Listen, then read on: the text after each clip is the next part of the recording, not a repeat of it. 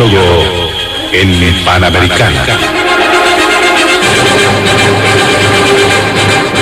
Una producción del Departamento Periodístico de Panamericana en su mejor estilo.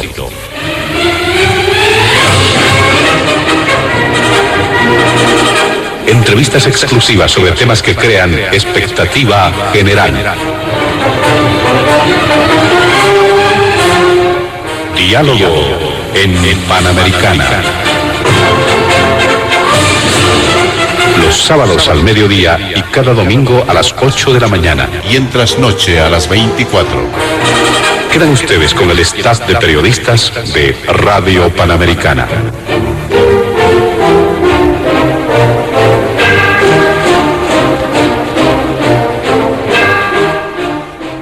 ¿Cómo están, amigos de todo el país? Bienvenidos a Diálogo en Panamericana. Y este fin de semana vamos a desarrollar el tratamiento de distintos temas de la agenda de noticias, temas que han estado marcando y están marcando todavía agenda noticiosa, presencia en los distintos medios de comunicación. En el primer punto de la agenda en el programa vimos por conveniente incorporar un tema que está generando sin duda bastante expectativa: la situación política en el país, sobre todo hacer referencia a lo que está ocurriendo en el movimiento al socialismo, porque se han generado muchos elementos, muchas variables que marcan una suerte de esclarecimiento hacia la realización del Congreso interno en la UCAeñe, aunque muchos dicen no sería un Congreso legítimo porque no estarían participando las bases, los sectores sociales, y para ello simplemente habrá que anotar lo que ocurre con el número de representaciones de las organizaciones sociales. Por otro lado, se dice que hay toda la venia de parte del Tribunal Supremo Electoral para llevar adelante este acto.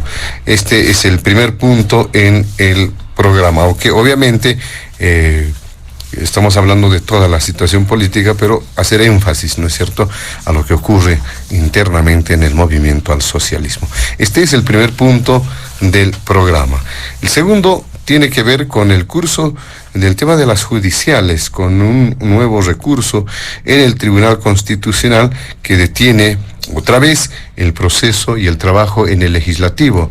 El Tribunal Supremo de Justicia ha presentado precisamente un recurso, una consulta al Tribunal Constitucional acerca de los alcances del proyecto de ley transitoria para la elección de autoridades judiciales que está en el legislativo, concretamente en la Cámara de Diputados. La Comisión de Constitución debía proseguir esta labor, aunque se había elevado también el documento haciendo algunas consultas.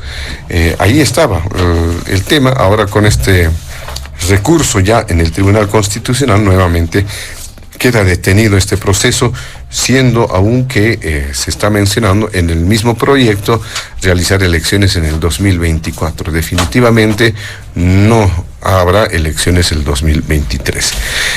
Y finalmente, en el tercer punto, un problema que genera preocupación, aunque desde un punto de vista más de propuesta, más de observación y de reflexión, en tono de reflexión, las tareas para atender temas de sequía y de falta de agua que está castigando a distintas regiones del país. Nuestros invitados especiales de este fin de semana se encuentran en los estudios de la emisora y le vamos a dar la bienvenida a nuestros invitados especiales. Hemos realizado un sorteo previo con participación activa de ellos. En primer lugar, le damos la bienvenida al diputado de Comunidad Ciudadana, al doctor Carlos Alarcón.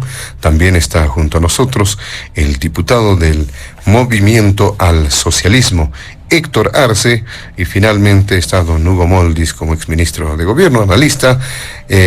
Junto a ellos estaremos desarrollando la agenda de diálogo en Panamericana este fin de semana. Vamos a ir con las primeras consultas en el programa. Vamos a darle la palabra al diputado Carlos Alarcón para que pueda dar cuenta del primer punto. Antes vamos a solicitar a nuestros amables invitados de este fin de semana evitar emitir cualquier criterio que sea considerado de racismo o discriminación en el marco de las normas vigentes en nuestro país. ¿Qué dice usted sobre el primer punto, Diputado Carlos Alarcón, bienvenido. Muy buenas tardes, José Luis. Un cordial saludo para toda la audiencia de Panamericana y para los panelistas invitados, para Hugo Moldis, exministro analista, para el diputado Héctor Arce del MAS. Bueno, con relación a la situación política del país, yo considero que tanto el gobierno como el MAS están queriendo forzar a través de un posicionamiento mediático una figura que no responde a la realidad de los hechos. ¿Cuál es la figura que están queriendo forzar? Que esta controversia, esta disputa, esta confrontación interna que tienen sería determinante y relevante para el destino de todos los bolivianos, como si este problema interno del MAS incidiría en el conjunto de la población boliviana y por lo tanto de su agravamiento, de su solución, dependería, repito nuevamente, el destino de Bolivia.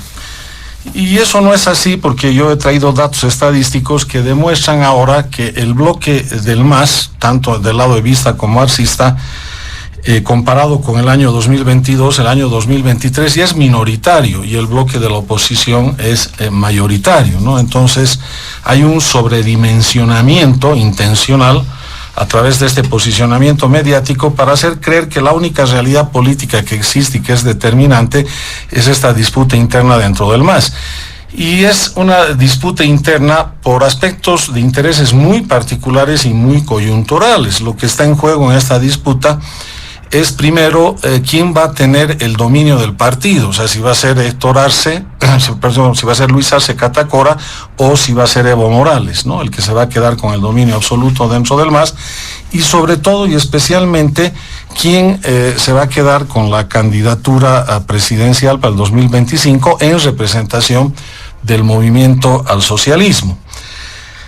Yendo a los datos estadísticos, nosotros hemos hecho esta evaluación de esta evolución en realidad del año 2022 al 23, pero obviamente si yo lo digo, acá los panelistas que nos acompañan no me van a dar la credibilidad del caso y van a pensar que son exposiciones sesgadas las que estoy haciendo, y me voy a permitir dar los datos que expuso, y tengo acá la grabación, si alguien duda la podemos poner en el segundo segmento de debate, la grabación de un programa de Álvaro García Linera que tuvo con Gringo González, donde él expuso los datos comparativos de esta encuesta del año 2022 frente al 2023, y los resultados en tres temas principales eran los siguientes. Primero, en la tendencia, comparado el 2022 con el 2023, Arce a la baja, 14%, ¿no? Evo estable, no sube ni baja, 10%, Mesa sube 13%.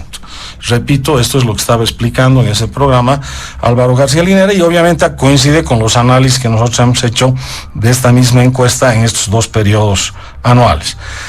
Después, en relación a la diferencia del bloque del MAS con el bloque de la oposición, ¿no?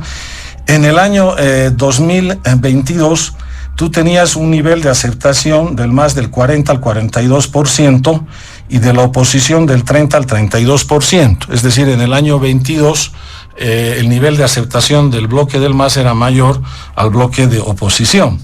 En el año 2023 la situación cambia, porque tú tienes un nivel de aceptación que baja del MAS del 42% al 32%, prácticamente 10 puntos, y en el caso de la oposición sube de 32 a 39 puntos, ¿no? por ciento. Entonces estás hablando que ya en el año 23 el bloque opositor representa un nivel de aceptación del 39% frente al 32% de la aceptación del MAS.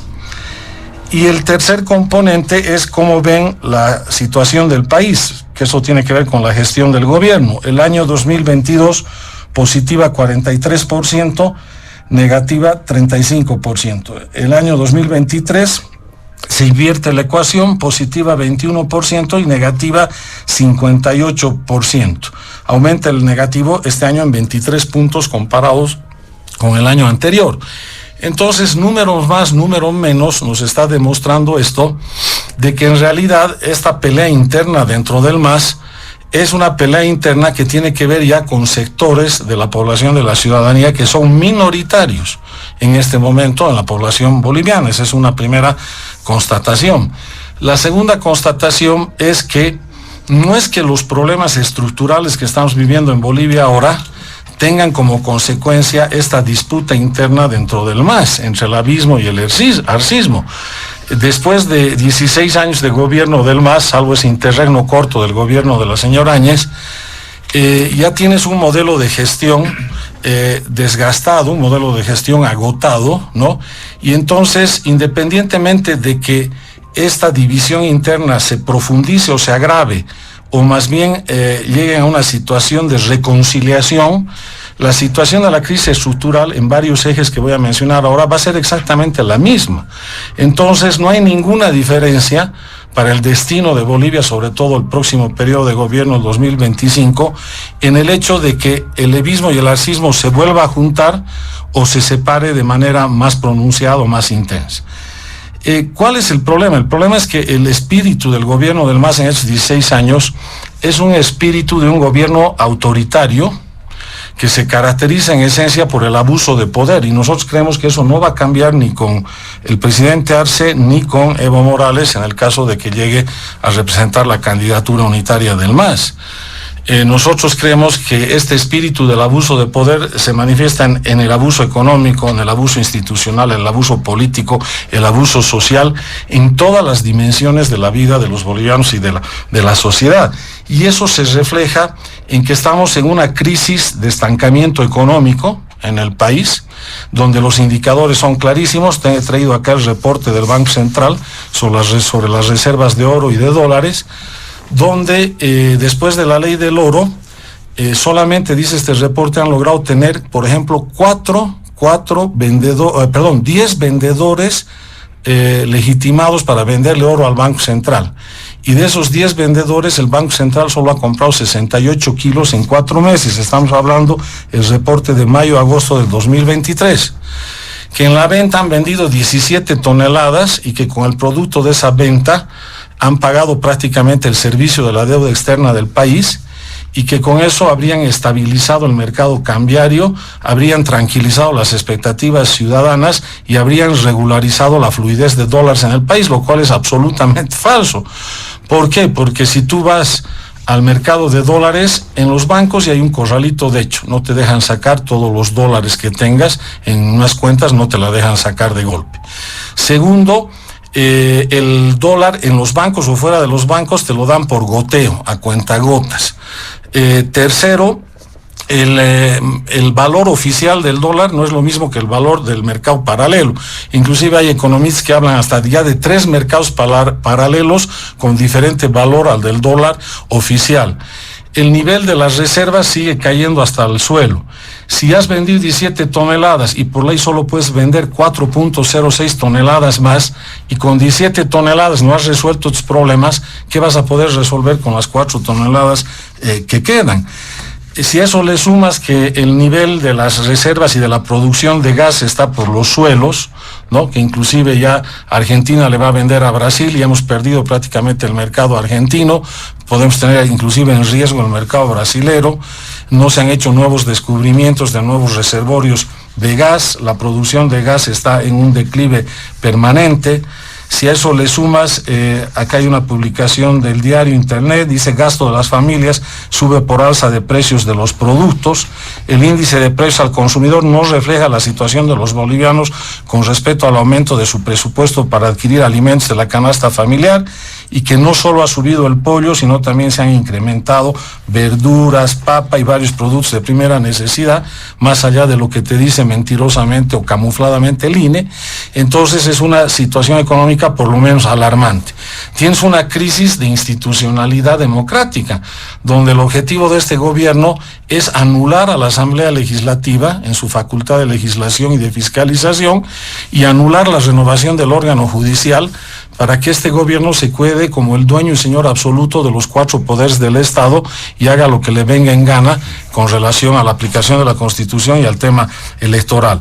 Después tienes una crisis de moralidad de gobierno, de moralidad pública, que entre los propios bandos del MAS, digamos, cada semana prácticamente se acusaban quién habría cometido los mayores hechos de corrupción o de vinculación al narcotráfico, que eso tiene que ver con la moralidad pública, la moralidad de gobierno, y tienes una crisis de polarización ideologizada, donde seguimos generando división y confrontación entre los bolivianos, contraponiendo al indígena con el no indígena, al campo con la ciudad, ¿no? Al libertario con el estatista, al de derecha con el de izquierda, y en lugar de salir de esa polarización que nos genera tanto daño a todos los bolivianos y no nos permite encontrar caminos de paz, de reencuentro y de reconciliación, seguimos profundizando las brechas. Entonces, este es el tema para nosotros central de análisis, y termino diciendo que obviamente esto trasciende y va mucho más allá de las pugnas del MAS, y que cualquiera sea la solución a las pugnas del MAS,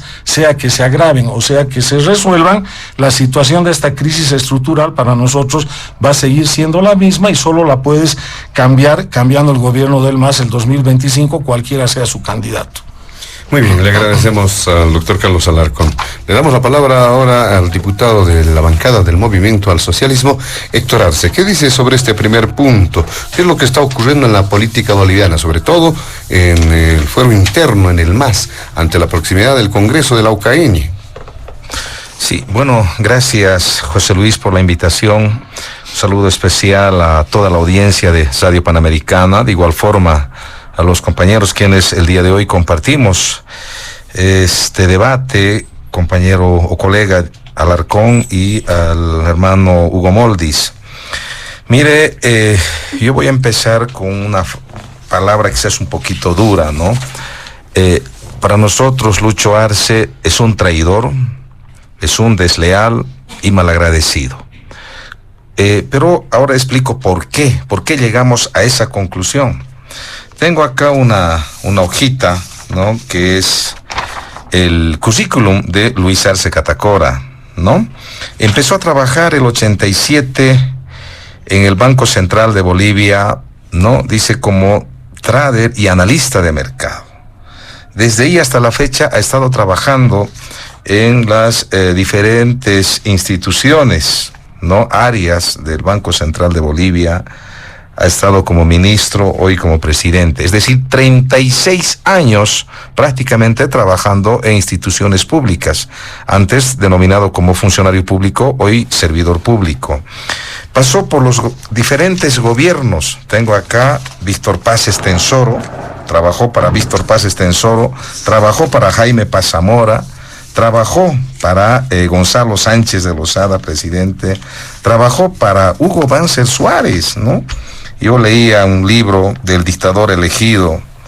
Hugo Banzer Suárez es conocido como uno de los presidentes golpistas más sanguinarios de la historia del país. Trabajó para Tuto Quiroga, Jorge Quiroga Ramírez, para Carlos Mesa. Terminó con Eduardo Rodríguez Belcé. Luego, ¿qué quiere decir este periodo? Es el periodo neoliberal, conocido como uno de los periodos más nefastos, oscuros para la historia del país, porque se privilegiaba a los más ricos, se cuidaba el estómago de unos pocos y el bolsillo de unos pocos, y llevaba a la miseria a muchos. Era un periodo conocido como el periodo de la mega coalición, la democracia pactada, y trabajó para todo este periodo.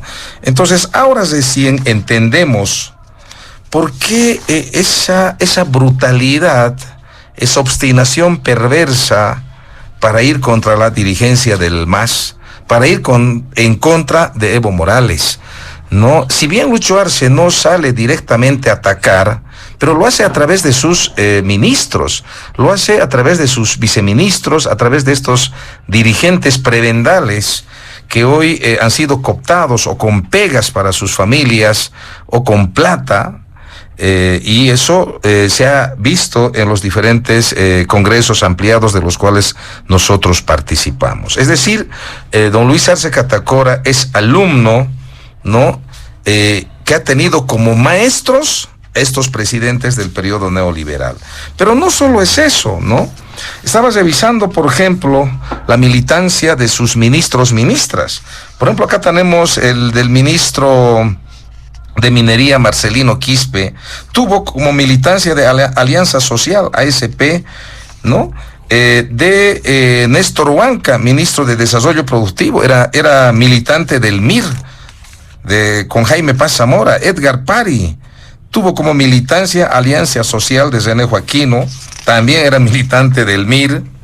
Tenemos a Remy Rubén González Atila, ministro de Desarrollo Rural y Tierras, era militante del AIRA, ¿no? Lima no tiene militancia, ¿no? Y hoy yo lo califico como un sicario, ¿no? Es un parásito del MAS.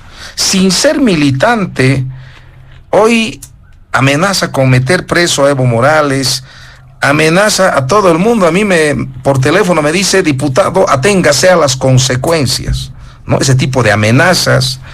Tenemos, por ejemplo, a Rubén Alejandro Méndez, su ministro de Medio Ambiente y Agua, no tiene militancia. Marcelo Montenegro Gómez no tiene militancia. Y esos son los ministros que no tienen militancia. Acá tenemos a 7 ministros, sí, tienen militancia dentro del movimiento al socialismo. Sergio Cusicanqui, Sabina Orellanas, Rogelio Maita, Franklin Molina, Edgar Montaño, Edmundo Novillo y María Zené Castro. Son los que tienen militancia. Pero hay algo que también me llama la atención, la senadora Virginia Velasco, que defiende con uñas y dientes a don Lucho Arce, era militante del AS, de René Joaquino. Entonces, por un lado, don Lucho Arce tiene como maestros a presidentes neoliberales y hoy gobierna junto a pititas, ¿no? Ministros que no hicieron absolutamente nada por el movimiento al socialismo.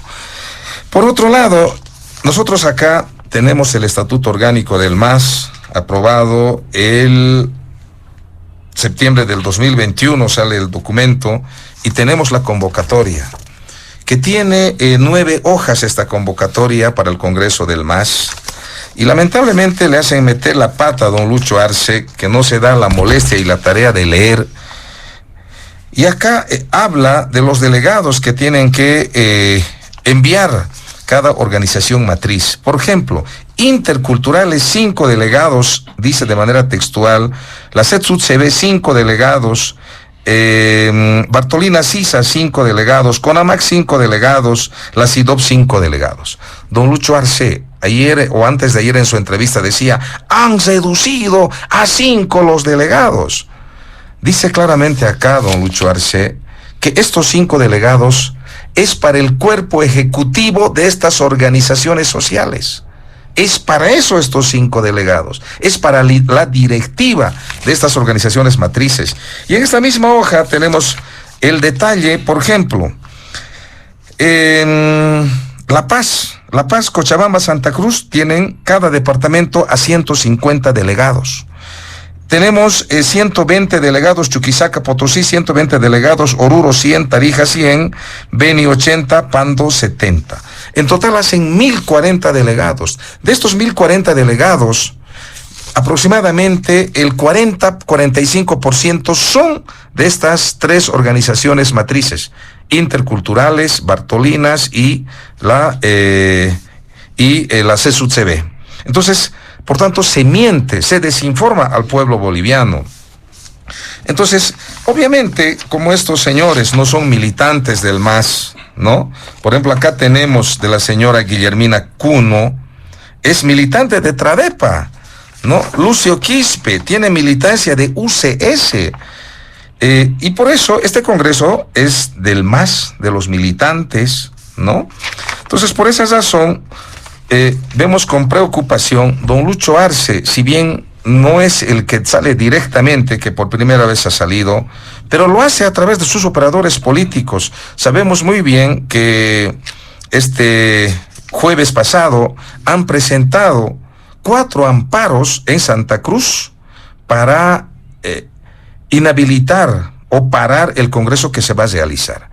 Es decir, están buscando proscribir la sigla del MAS, están buscando anular este congreso Y claramente eso está demostrado a través de sus operadores políticos. En ese sentido, ¿no? Nosotros estamos conscientes de que ha costado muchísimo construir nuestra organización política. El MAS es la organización política más grande de la historia del país, con presencia y estructura en todo el territorio nacional.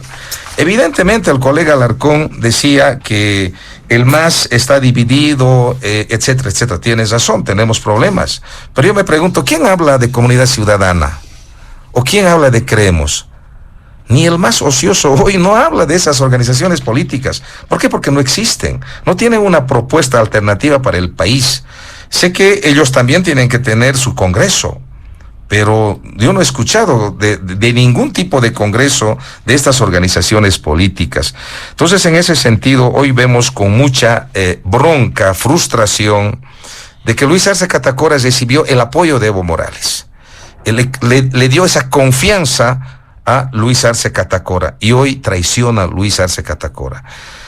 El movimiento al socialismo es una organización política que tiene un rostro indígena, es de los pobres, es de los humildes, es de la gente que ha estado marginada, ultrajada por décadas, por generaciones.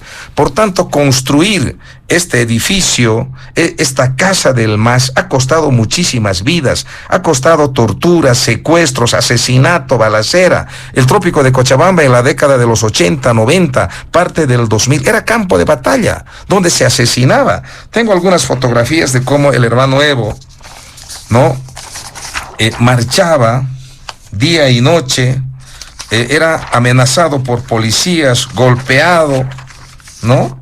Entonces, esto realmente es inaceptable hoy ver que Lucho Arce ha sido invitado a las filas del movimiento al socialismo para que sea candidato a presidente. Ingresa a la casa que ha costado tanto construir con adobe, con barro, porque tiene un rostro indígena. Le hemos abierto las puertas y hoy Lucho Arce no quiere salir de nuestra casa. Ha estado 3 años como presidente, 2 años más le quedan y quiere adueñarse de lo que ha costado construir, de la casa que tanto ha costado construir. Y por lo que veo, quiere recurrir al procedimiento de usucapión después de 5 años para hacerse dueño del MAS y votar a los verdaderos líderes de esta casa. Entonces, nosotros esto obviamente no lo vamos a aceptar. Estaba buscando un concepto de Taraxchi. ¿Qué es un Taraxchi, no? Es de un diccionario. Dice, el Taraxchi es un animal indolente que despoja sin juicio ni alegato al pobre hornero del fruto de su trabajo. Con la única razón de la fuerza, este animal se introduce en la obra que jamás construyó, proclamando ser patrón de lo que no puede ser. Mucho más grande que el hornero, destruye con su cuerpo parte de la obra, torpe y abusivo, pregona el cambio de dueño. Es decir, don Lucho Arce está actuando como un Taraxchi. Se está adueñando del esfuerzo de los indígenas, de los campesinos, de los más pobres, de los marginados, de los humillados, de los ultrajados. Y hoy un criollo quiere sacar a patadas de esta casa que costó construir a los verdaderos líderes, a los que construyeron y transformaron el país. Muy bien, muchas gracias al diputado Héctor Arce. Le damos la palabra a don Hugo Moldis en el primer punto del programa. ¿Qué dice usted? ¿Qué consideraciones tiene? Adelante. A ver, yo creo que estamos en vísperas de una crisis del sistema político boliviano. Y no hablo solo del sistema de partidos, sino del sistema político, entendiendo esto, tanto a los partidos como a los poderes fácticos, ¿no? Un paréntesis antes, buenas tardes.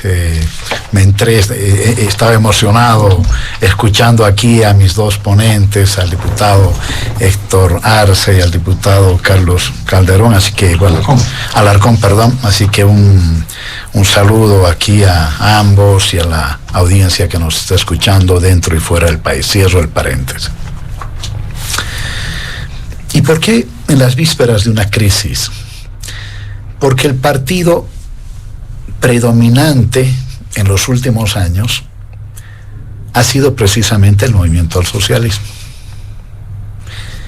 Y cuando un partido de esa naturaleza entra en una crisis que no la había tenido antes, independientemente de las causas de esa crisis, lo cierto es que hay crisis. Puede decirse Carache, los urbanos, los blancos, los criollos, en fin, pero o sea, el dato real es que después, desde la fundación del instrumento político, que no nació como MAS, nació como Asamblea por la Soberanía de los Pueblos, y eso nunca hay que olvidar, 1995. Es la primera vez que enfrenta una crisis de esta naturaleza. Las crisis no son malas en sí mismas, pero de esta naturaleza es su primera crisis de una alta dimensión. Entonces, si fracasa, si entra en crisis estructural el partido predominante, porque en los últimos años, hablando del sistema de partidos, hemos tenido grandes cambios, MNR, ¿no? Podemos, Unidad Nacional, pero luego se han ido transformando en Creemos, en Comunidad Ciudadana, en fin. No ha habido en más de 14 años de proceso de cambio, son varias las denominaciones en las que se ha articulado la oposición. Entonces, si el principal partido entra en crisis, puede arrastrar a una crisis del sistema político. Pero además, hay una realidad en Bolivia que no es la misma de la europea, ni siquiera de muchos países latinoamericanos. Y es que muchas veces los poderes fácticos, comités cívicos, sindicatos, movimientos sociales, son más importantes que los partidos. ¿Quién elabora la Agenda de Octubre? Viene desde los movimientos sociales y desde las organizaciones sindicales del 2003. ¿Cuál es la contraparte a la Agenda de Octubre? La agenda autonómica, ¿no ve? ¿Desde dónde viene eso? Desde el comiteísmo. ¿Cuál es el epicentro del comiteísmo? El cruceño. En la década de los 70, ¿cuál era el partido, los partidos de la burguesía? Las Fuerzas Armadas, como bien decía Marcelo Quiroga Santa Cruz, y la Confederación de Empresarios Privados de Bolivia. ¿Cuál era el partido de las clases subalternas, de los pobres, los humildes, los desposeídos, del campo y la ciudad? Era la Central Obrera Boliviana, ¿sí? Entonces, en la década de los 80, eso se fue transformando de otra manera. La Confederación en los 90 dejó de ser un instrumento de desestabilización, un instrumento para respaldar gobiernos militares de la seguridad nacional. La COP dejó de ser, de ejercer la centralidad de los pobres y desposeídos de Bolivia por producto de la aplicación del 21060, y esto se trasladó, ¿no?, más bien a gran protagonismo de los movimientos sociales rurales. Estamos hablando de campesinos, interculturales, como se llama ahora, y bartolinas. Entonces, cuando estamos presenciando una crisis en la CSUCB, similar a la de 1987, ¿no? El 88 se hace el gran Congreso de Unidad de la CSUCB en Potosí.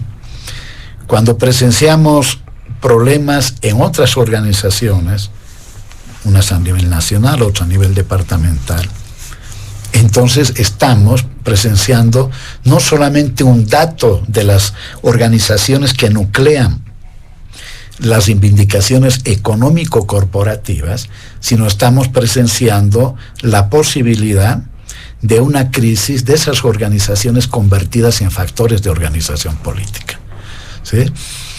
Por lo tanto, el sistema político, más allá de los partidos, puede entrar en crisis.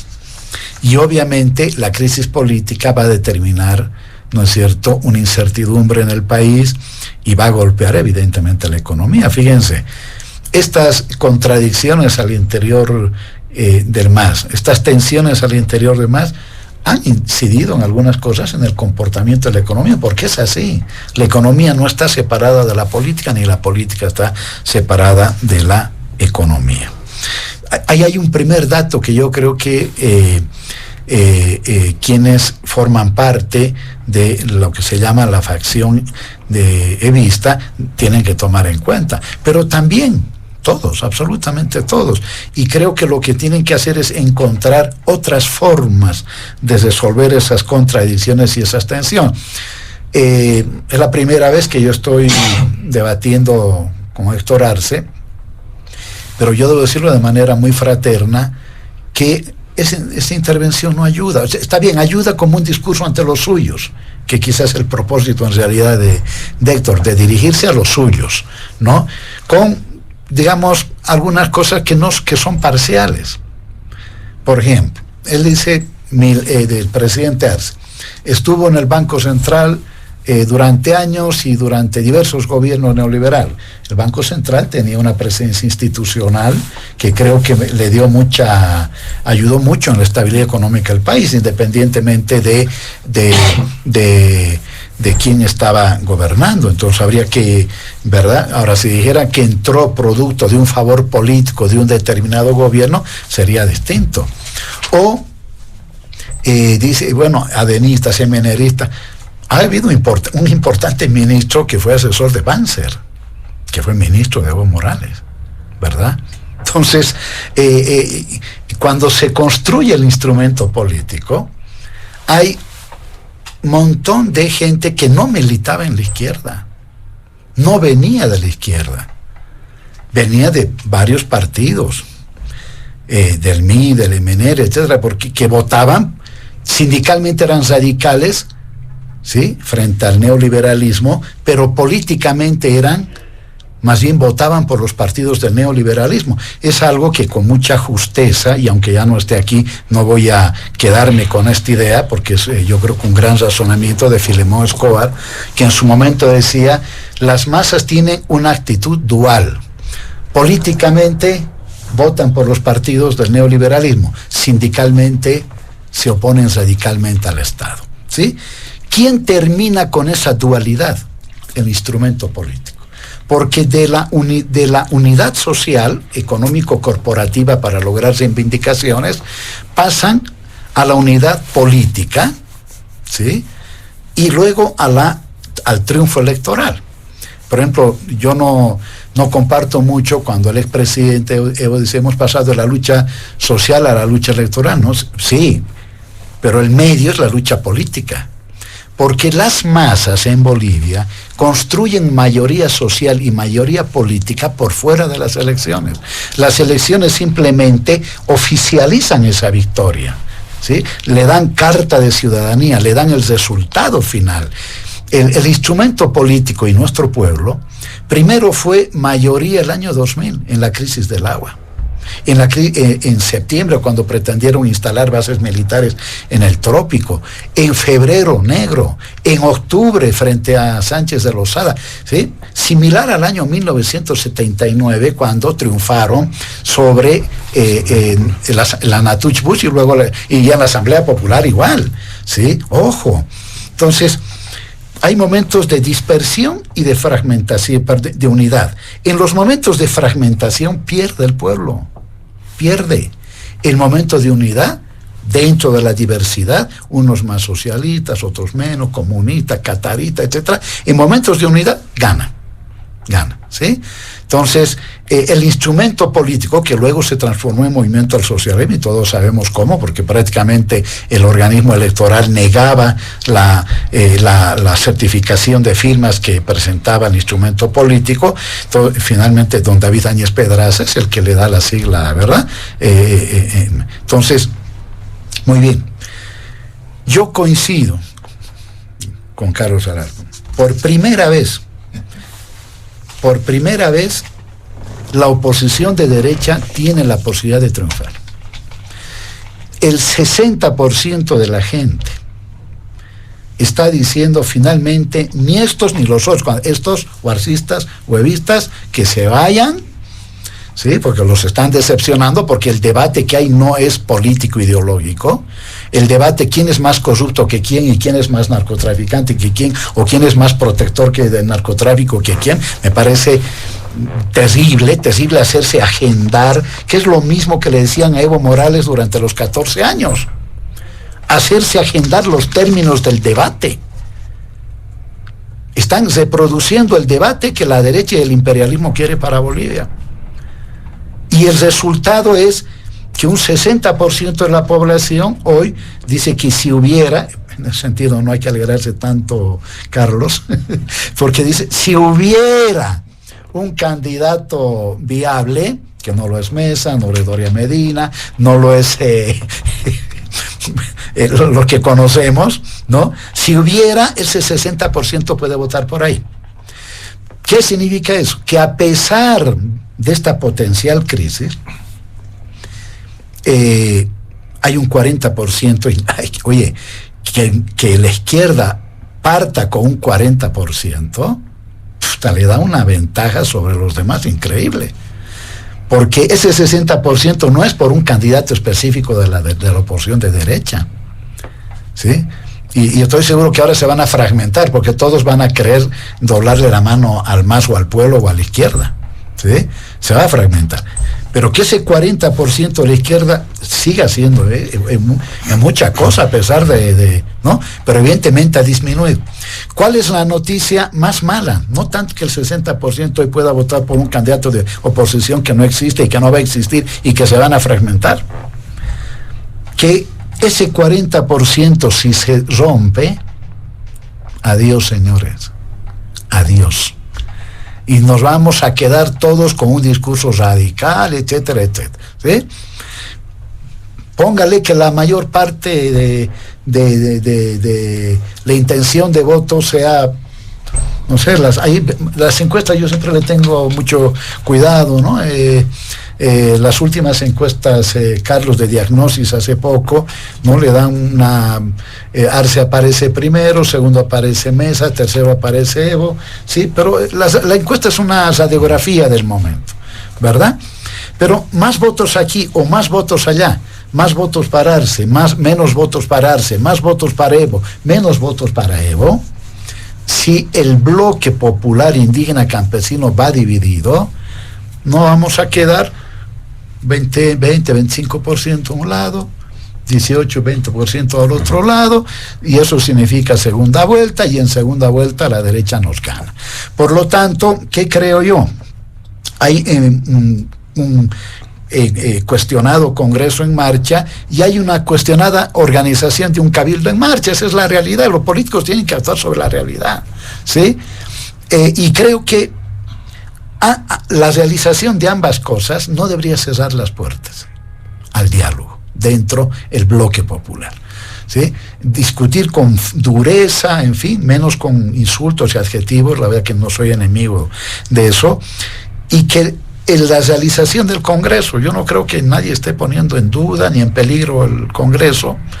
Unos dirán que es parcial, que no es total. Del Cabildo van a decir exactamente lo mismo, que la realización del Congreso, la realización del Cabildo no cierre la posibilidad de un restablecimiento sobre nuevas condiciones del bloque indígena, campesino y popular. Y con esto termino. ¿Y cuáles son esas condiciones? Yo creo que Evo Morales sigue siendo el político más importante, pero ya no tiene el monopolio del movimiento social, ya no la tiene, se ha ido desgastando, y es normal además de eso que eso ocurra, es admitir que eso se ha pluralizado, se ha complejizado, y como dice Fernando Mayorga en un libro, la habilidad estará en construir un mapa de poder organizacional y de toma de decisiones que corrija lo que ha sucedido hasta ahora, desencuentros, y más bien se recupere la revolución boliviana y la proyecte para los próximos 20 o 30 años más.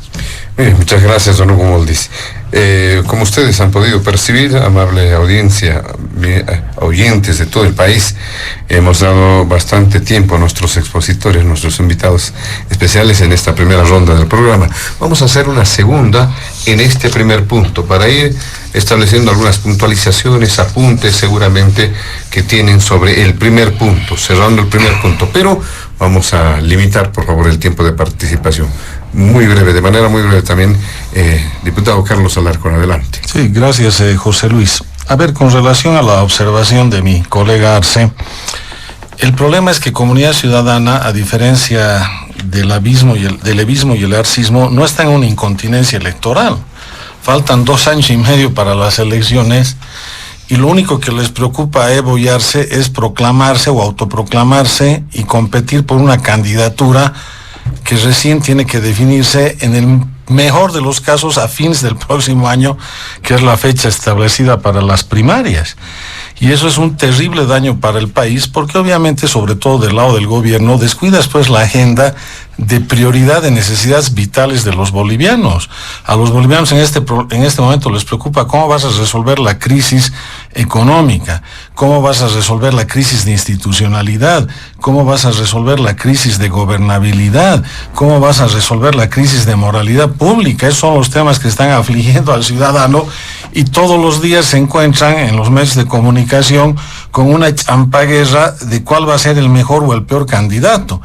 Y yo creo que estos más de 16 años de gobierno del MAS, y ahí discrepo con Hugo, han roto esa mística de la que nos habla. Hugo probablemente nació con esa mística, el movimiento popular, social que él llama, pero hoy en día se ha convertido, por el abuso y el exceso de poder, en grupos totalmente prebendalistas. Tú lees a diario, fíjate las noticias, ¿no? Aquí yo tengo el último decreto de Luis Arce, es de subirle 3% a los empleados de las empresas estatales. Y disculpen la expresión, que se jodan el resto de los bolivianos, porque ni siquiera tienen aumento salarial. Entonces, claro, qué gran movimiento popular es ese, donde los privilegiados, los del MAS, o los simpatizantes o los militantes, que son los que tienen las pegas en empresas deficitarias, ¿no? En un BOA que además te sube los pasajes, que te elimina la competencia y las necesidades del ciudadano que necesita transporte aéreo, es el que está fregado. Entonces, esto que llama de la mística popular social se ha vuelto en una mística corporativa prebendalista. Dirigentes sindicales que ganan, por no hacer nada, sumas cuantiosas por mes, ¿no? Por no hacer nada, y a diferencia de los otros bolivianos que tienen que sufrir el día a día de sus necesidades y de todas los problemas que tienen en el diario vivir. Entonces, se ha vuelto oligárquico el movimiento al socialismo por los 16 años de poder, y no nos están ofreciendo al país nada nuevo. Las peleas son de champa guerra, porque son acusaciones de un lado, acusaciones del otro, lo que el mismo Hugo reconoce: quién está más vinculado a temas de corrupción, quién está más vinculado a temas de narcotráfico, cuál es la propuesta de mejora de país, de cambio de timón que está buscando la ciudadanía. ¿Vas a seguir con una BOA estatal, o vas a permitir que las empresas bolivianas que se creen de transporte aéreo compitan en igualdad de condiciones que la de BOA, y que tengas una política de cielos abiertos para que las empresas que traen pasajeros del exterior y tienen que hacer escala de La Paz a Santa Cruz o Santa Cruz La Paz puedan también transportar a pasajeros nacionales en esos tramos? Eso es lo que necesita el ciudadano.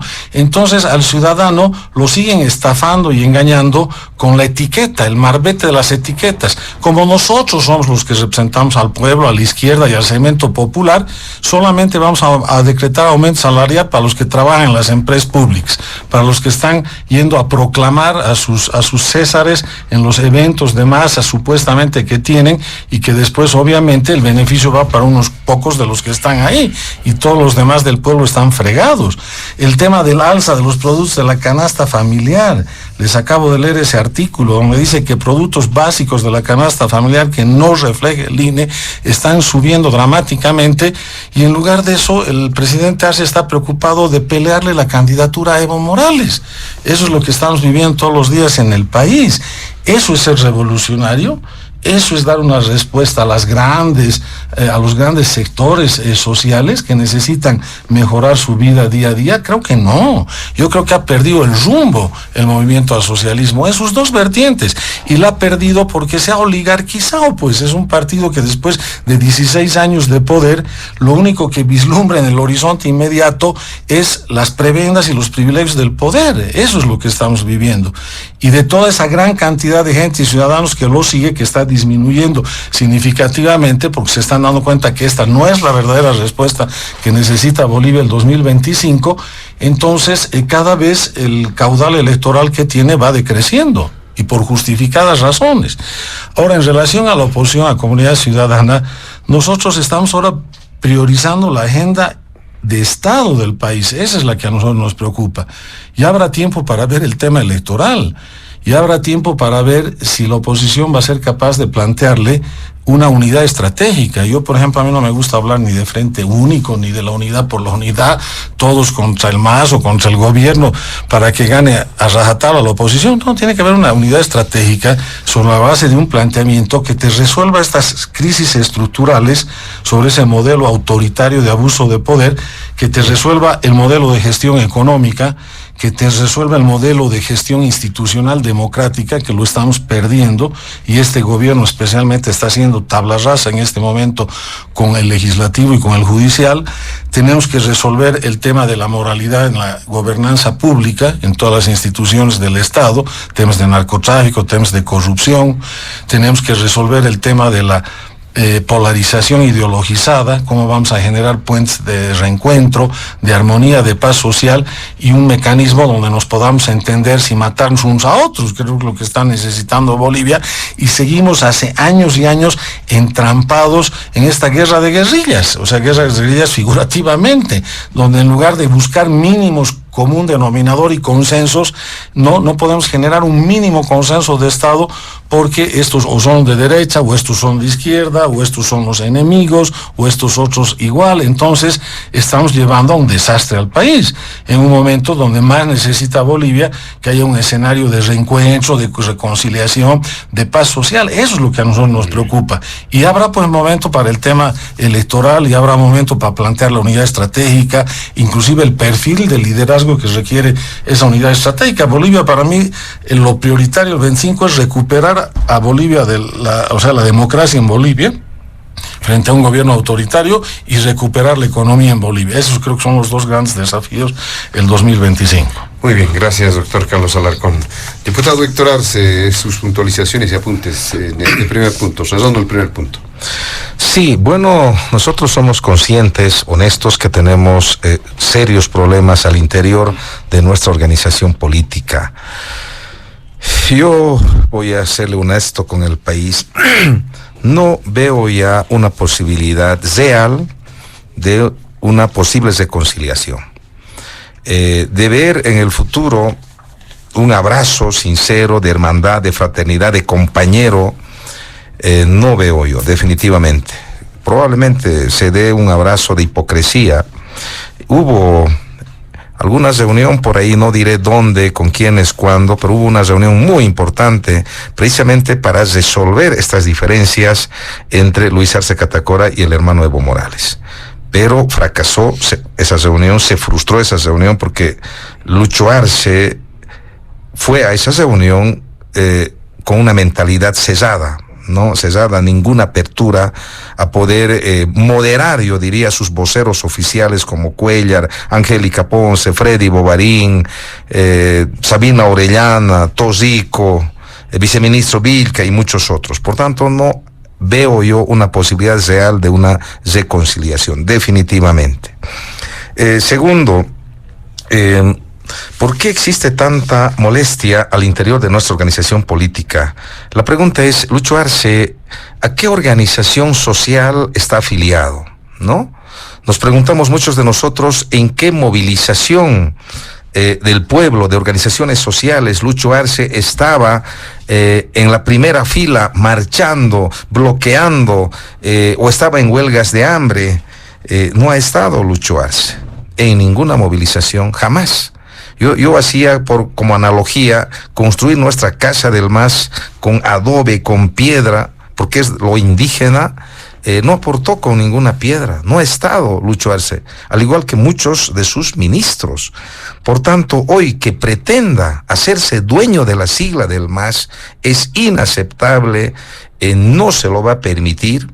No, Lucho Arce quiere ser candidato a presidente, obviamente adelante.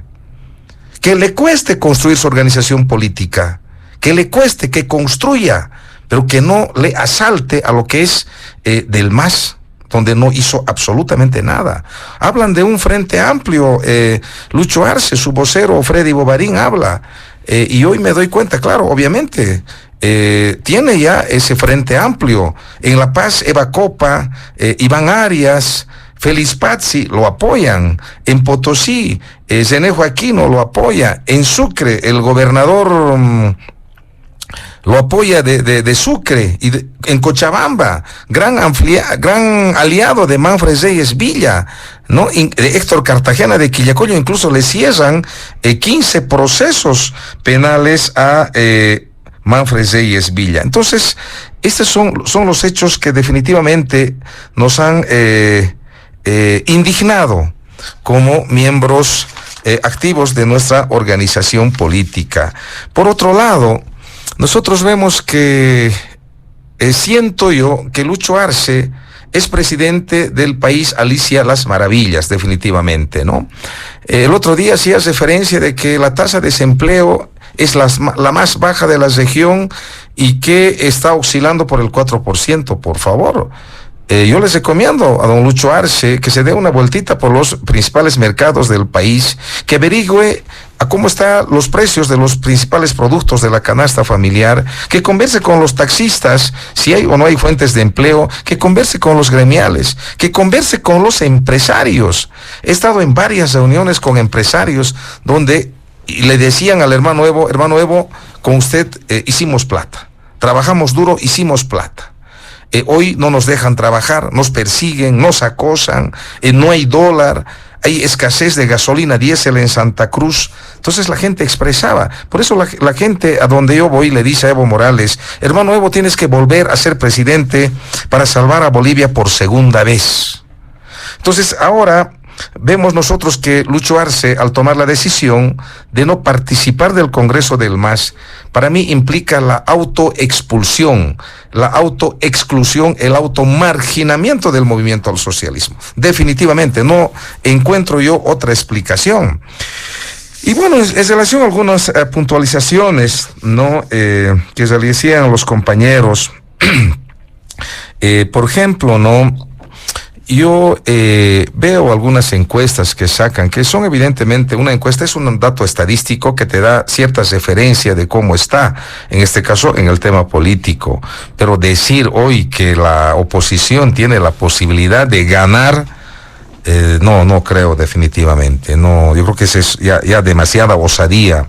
Hemos participado desde el 2005 en 5 procesos electorales. Yo no he escuchado de la oposición una propuesta seria, una propuesta coherente, alternativa frente al movimiento al socialismo. No he escuchado en 5 procesos electorales de Carlos Mesa, de Camacho y de otros candidatos, una propuesta seria, que sea una propuesta alternativa para mejorar las condiciones de vida del pueblo boliviano. Estoy absolutamente convencido, mucho más allá de algunos problemas, errores. Hoy para mí, Evo Morales es la esperanza para el pueblo boliviano. Solo con Evo Morales podemos construir un país fuerte, poderoso, con mejores y mayores oportunidades para las futuras generaciones. Un país que nos permita soñar. ¿Por qué? Porque Evo Morales conoce la problemática del país. Evo Morales transformó esos problemas en esperanza para el pueblo boliviano. Y yo reitero nuevamente, ¿no? Voy a tomarme un poquito más, José Luis, porque en la primera ronda Hugo Moldis habló casi 15 minutos, ¿no? Entonces estoy controlando por un tema de justicia y equidad social. Al igual que Alarcón, yo fui muy responsable los 10 minutos como corresponde. Entonces, en ese sentido, yo considero que Evo Morales es la alternativa, definitivamente. Tiene la experiencia, yo reitero, mucho más allá de estos pequeños problemas que hubo. Obviamente va a haber problemas, no es sencillo ser presidente. Entonces, en ese sentido, la oposición hoy yo veo que está perdido. En estos 3 años no he visto tampoco una propuesta seria. Intentan mostrar, como decía Zené Zabaleta, mercado estado aparente. Comunidad Ciudadana muestra una organización política aparente, porque están completamente divididos y fracturados. Comunidad Ciudadana, peleados al interior.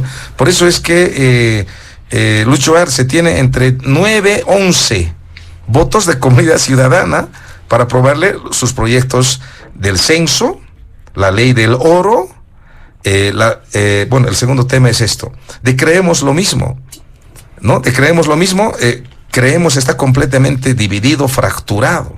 Nosotros estamos con problemas, estamos divididos en la asamblea, no lo vamos a negar.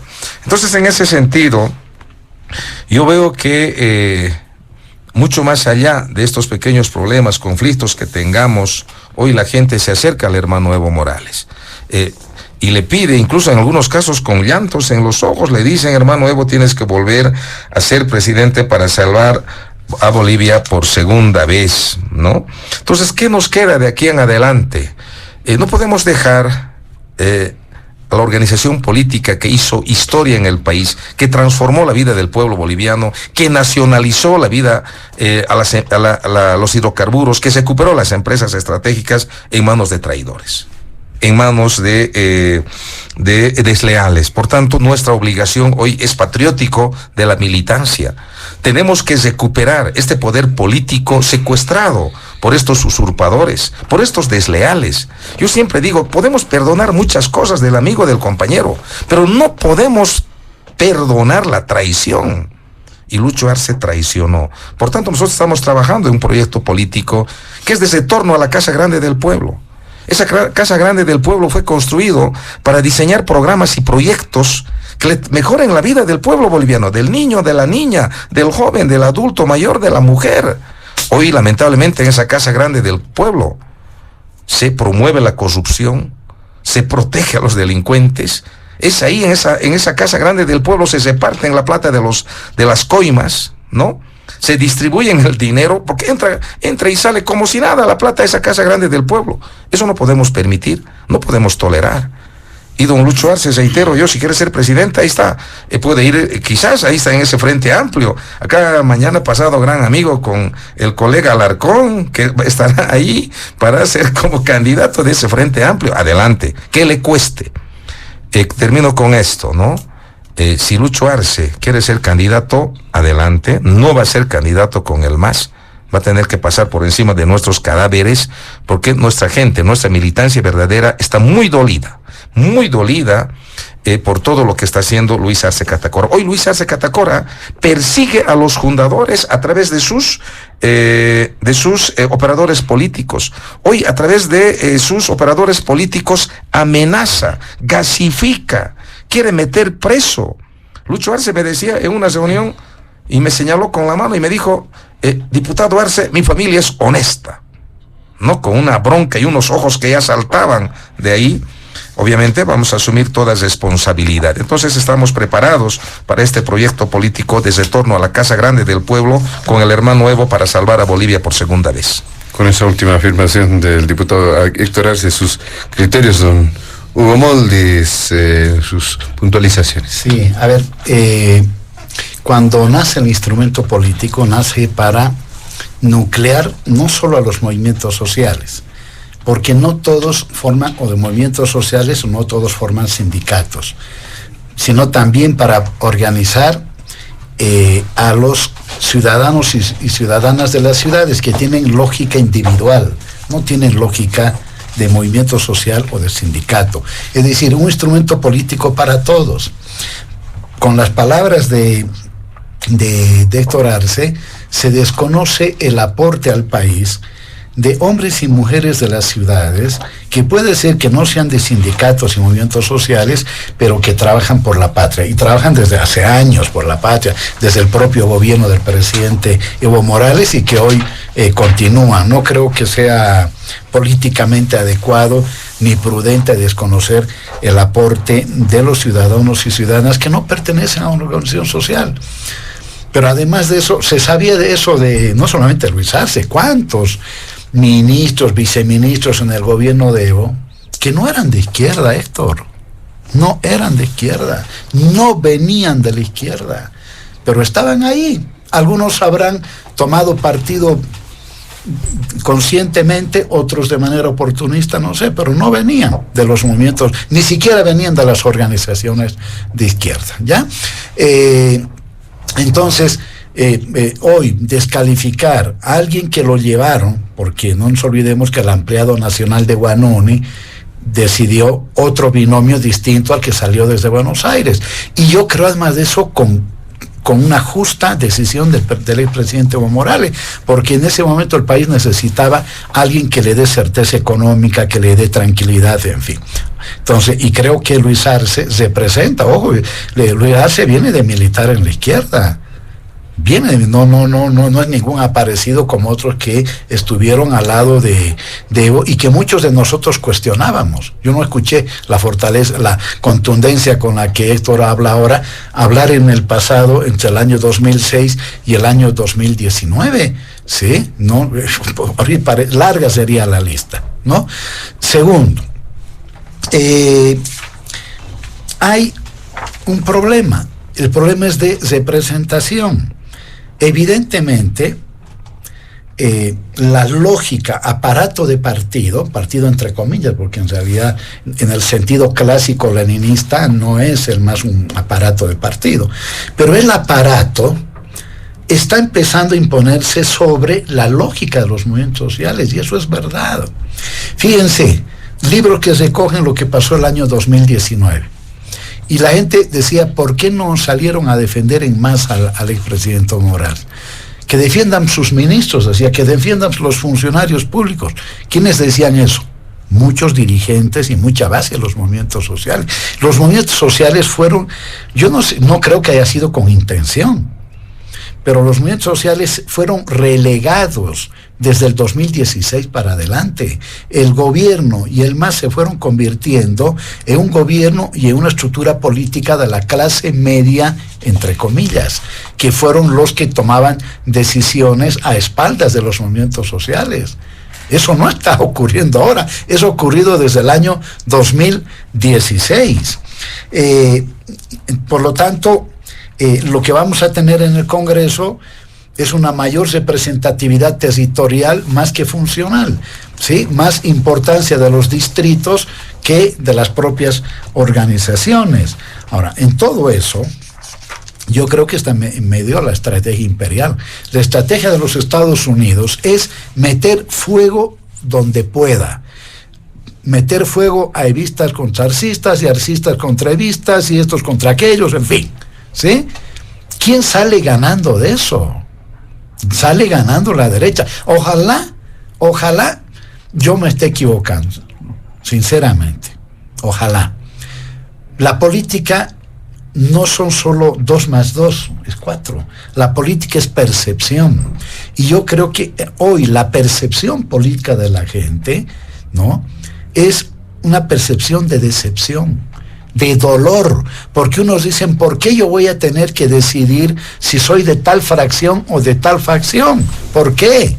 ¿Por qué yo tengo que decidir entre el Evo y el Arce o entre el Arce y el Evo? O sea, ¿cuál es la razón política ideológica? Y ahí viene un tema del papel de los hombres. Fidel Castro, a quien yo reivindico cada que puedo, bueno, él mismo se ha reivindicado en realidad entre la historia lo ha absuelto, etcétera, etcétera, ¿no? Hablando de la historia me absolverá después de la toma del Moncada. Fidel Castro, líder latinoamericano, decía una cosa: no son los hombres los que hacen la historia, sino la historia es la que determina el papel de los hombres. ¿Quiénes eran los líderes del 2003 en las calles? Eran Roberto de la Cruz, Felipe Quispe, Jaime Solares, etc. Y los movimientos sociales optaron no por la insurrección, porque podían haber tomado el Palacio de Gobierno. No optaron. Optaron por una salida institucional. Y si era salida institucional, ¿en quién se tenían que apoyar? En el partido de izquierda, el único que estaba en el Congreso, y en su mejor diputado, Evo Morales, ¿sí? En ese sentido se cumple, fíjense, cómo es la historia determina el papel de los hombres. Yo creo que nadie está negando el papel de articulador, el factor de unidad que se presentó en el pasado. Yo sinceramente, y no lo digo para desconocer su gran aporte, creo que esa es la cualidad que debería recuperar. El líder une a todos, no, el líder no solamente habla con uno, sino habla con todos. El líder escucha a todos. Y el líder sobre todo identifica al enemigo principal. El enemigo principal para la facción ahorita, aquí le digo al diputado, o sea, el enemigo principal es el imperialismo, ¿no? Y que está, reitero, aplaudiendo lo que está pasando dentro del MAS. Hasta en la guerra se habla entre enemigos, y no creo que en este momento al interior del campo popular, indígena y campesino existan enemigos. Lo que yo creo que hay una contradicción, tensiones muy fuertes, extremadamente fuertes. Y termino con esto. No darse cuenta que el país, el mundo es uno antes y después de la pandemia. Y Bolivia, no solamente la pandemia, sino el golpe del 2019, es no mirar de manera adecuada la política o hacer demagogia. El mundo está en recesión, una recesión capitalista mundial, que eso es evidente. Aquí se están quejando, pero están viendo el ombligo, ¿sí? La inflación se está comiendo gran parte de la economía del mundo. Y en el caso boliviano, con un decrecimiento de la producción de gas y por lo tanto de exportación, que era la principal fuente de ingresos, ¿no?, que se esté logrando mantener una estabilidad económica. Incluso el presidente Arce dijo que al terminar el año podría ser Bolivia el tercer país en crecimiento en la región. Es realmente, a mí me parece un logro. Ahora, ¿quiénes pues miden esto?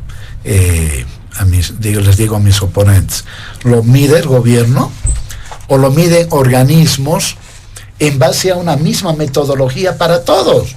No es que utilizan una metodología para unos y otra metodología para otros. Entonces, si la metodología de medición del comportamiento de la economía da cuenta que Bolivia está entre los países que menos inflación tiene, corresponde a una visión general. Que si la metodología dice que Bolivia va a tener la mayor cantidad, el tercer país en crecer hasta fin de año, eso no es un invento del gobierno. Y voy a decir, ¿cuántas fábricas, plantas hicieron durante el gobierno de Evo Morales pequeñas? Como 50, ¿sí? 47, 50, esto debe tener los números. En 14 años. Que es lo que había que hacer. ¿Y cuántas plantas se han hecho hoy en menos de 3 años? O más de 150. Entonces, creo que anda para discutir muchísimo. Yo solamente digo, la nacionalización, la derogación del neoliberalismo, la realización de la Asamblea Constituyente fue una agenda construida desde los movimientos sociales. ¿Cuál fue la virtud de Evo Morales? La de sintetizar lo que quería ese pueblo, por lo que había luchado ese pueblo. Ese es el Evo Morales que el país necesita, pero que hoy no lo veo y lo digo con absoluta sinceridad. Bueno, muchas gracias, don Hugo Moldis.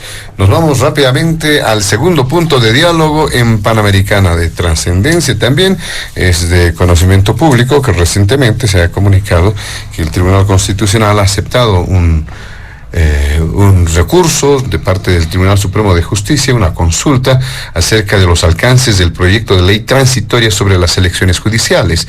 Esto de alguna forma va a tener incidencia, se ha mencionado, nuevamente se quedará paralizado el trabajo en el legislativo sobre este tema de las elecciones judiciales.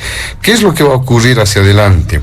Esa es la gran consulta. El 31 de diciembre vence el plazo y la gestión de las actuales autoridades judiciales en nuestro país. ¿Qué irá a ocurrir desde enero? Le damos la palabra ahora al doctor Carlos Alarcón. Le solicitamos a nuestros invitados especiales, por favor, acelerar o comprimir el tiempo de su participación. Adelante, doctor Alarcón. Gracias, José Luis. Brevemente, para cerrar el punto anterior, el problema es que Héctor Arce está pues en modo electoral. Yo no estoy en modo electoral, Comunidad Ciudadana no está en modo electoral, pero para dar algo de ese punto de vista, yo creo que tanto Luis Arce como Evo Morales son pésimos candidatos. O sea, para nosotros es una maravilla que estén de candidatos el 25. Evo Morales, por sus antecedentes y sus negativos, que son altísimos, al haberse mofado del referéndum del 21 de febrero del 2016, al haber desconocido la prohibición de reelección de la Constitución y al haber generado una crisis de Estado y un vacío de poder tremendo con un fraude electoral 2019.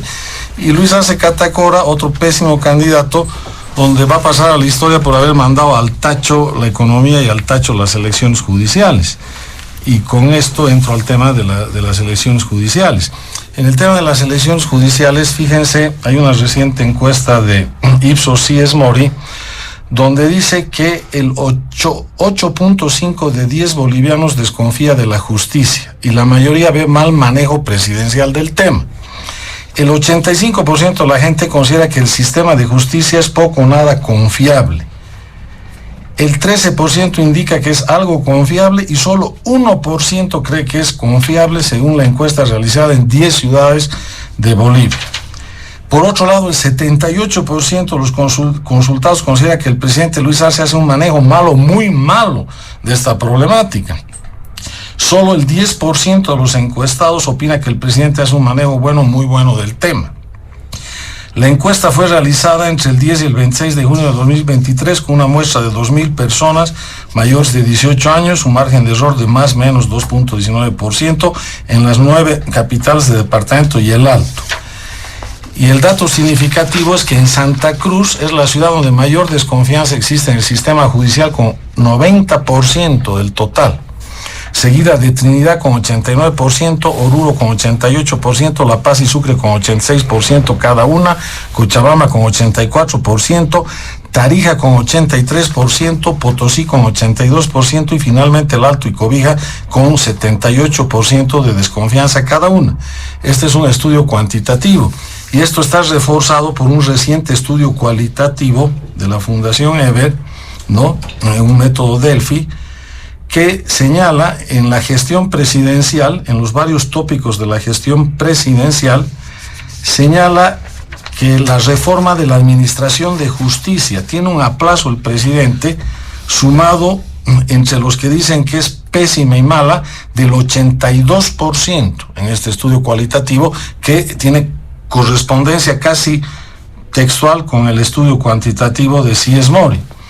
Después, en el otro bloque de las preguntas del estudio cualitativo, dice funcionamiento del sistema de justicia. ¿Qué tan satisfecho está usted del funcionamiento del sistema de justicia en el país? Sumado el muy insatisfecho y el insatisfecho dan el 97%. Eso debe ser récord histórico en toda la historia de Bolivia. Y el último tema interesante de este estudio es reforma estructural de la justicia. En su opinión, ¿cuál es la principal razón por la cual el gobierno de Arce no se hizo hasta el momento una reforma estructural de la justicia? El 12.5% dice el oficialismo no tiene voluntad para lograr acuerdos, el 44.1% el gobierno quiere seguir controlando a magistrados y jueces. Total, 56.6% en correspondencia con la encuesta cuantitativa que le echa la culpa al gobierno de Arce. Entonces, esto demuestra a las claras lo que hemos venido insistiendo una y mil veces. El gobierno del presidente Arce, con su operador, el ministro de Justicia, no quiere elecciones judiciales, quiere la prórroga de los actuales magistrados que se conviertan en jueces de facto después del 31 de diciembre de este año y quiere cobrarles la prórroga de sus funciones con todos los fallos y sentencias que necesita Luis Arce para hacer y deshacer la Constitución hasta el 2025 y para hacer y deshacer el tablero electoral. Y el invento para lograr esto son las famosas y truchas consultas al Tribunal Supremo de Justicia, al Tribunal Constitucional. Por eso yo lo he apodado al ministro Iván Lima, el ministro Consultas. Se inventa todas estas consultas para paralizar y bloquear la potestad fiscalizadora de la Asamblea Legislativa, para paralizar y bloquear la potestad legislativa. Y hay una media sanción de la ley que viabiliza en el Senado una ley con la cual tendríamos una elección completamente diferente a las dos elecciones anteriores que llevó a cabo el expresidente Evo Morales, y por supuesto totalmente distinta para mejor, no para peor. Y pese a todo eso, el gobierno utiliza estos secuaces del Tribunal Constitucional y del Tribunal Supremo, que son el ratón cuidando el queso. Ellos mismos se preguntan cuando están a 3 meses de irse de sus cargos y se contestan para prorrogarse. Imagínate esa barbaridad, y todavía quieren subordinar a la Asamblea Legislativa Plurinacional. Esta es pues una tentativa de delito que quieren hacer estos señores. ¿Cómo vamos a permitir semejante barbaridad como Asamblea Legislativa Plurinacional? Y el ministro de Justicia tiene la sinvergüenzura de decir es la culpa de la ley mal hecha del Senado, cuando el reglamento del gobierno, que ha sido aprobado sin el concurso de la oposición, el propio ministro de Justicia se ha encargado de manipularlo al Tribunal Constitucional para hacer fracasar las 2 convocatorias.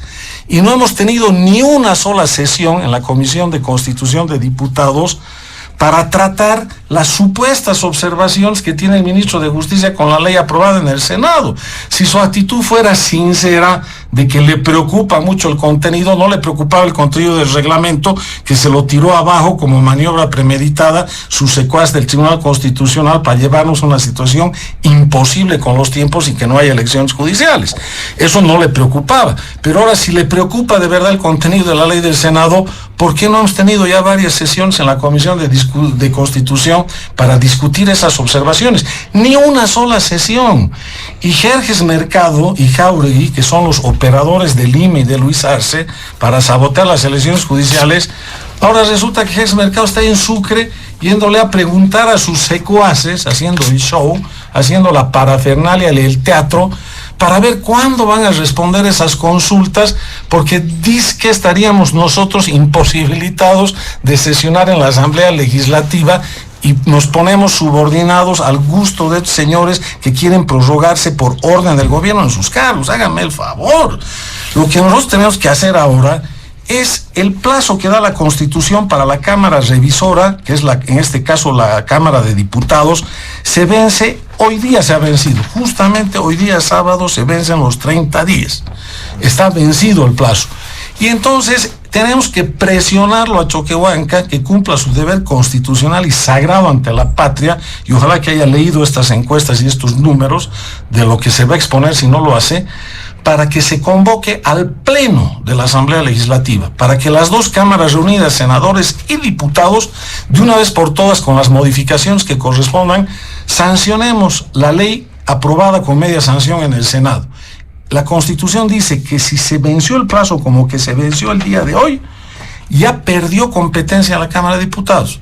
La competencia ya no nos corresponde a nosotros los diputados, le corresponde a la Asamblea Legislativa en pleno, las 2 cámaras reunidas, diputados y senadores. Y nosotros tenemos que dar la respuesta al país, no tenemos que dejarnos subordinar por estos secuaces del gobierno que quieren prorrogarse y cobrarles la prórroga, ¿no? El gobierno cobrarles la prórroga con todas las sentencias y fallos para convertir en una dictadura gubernativa judicial.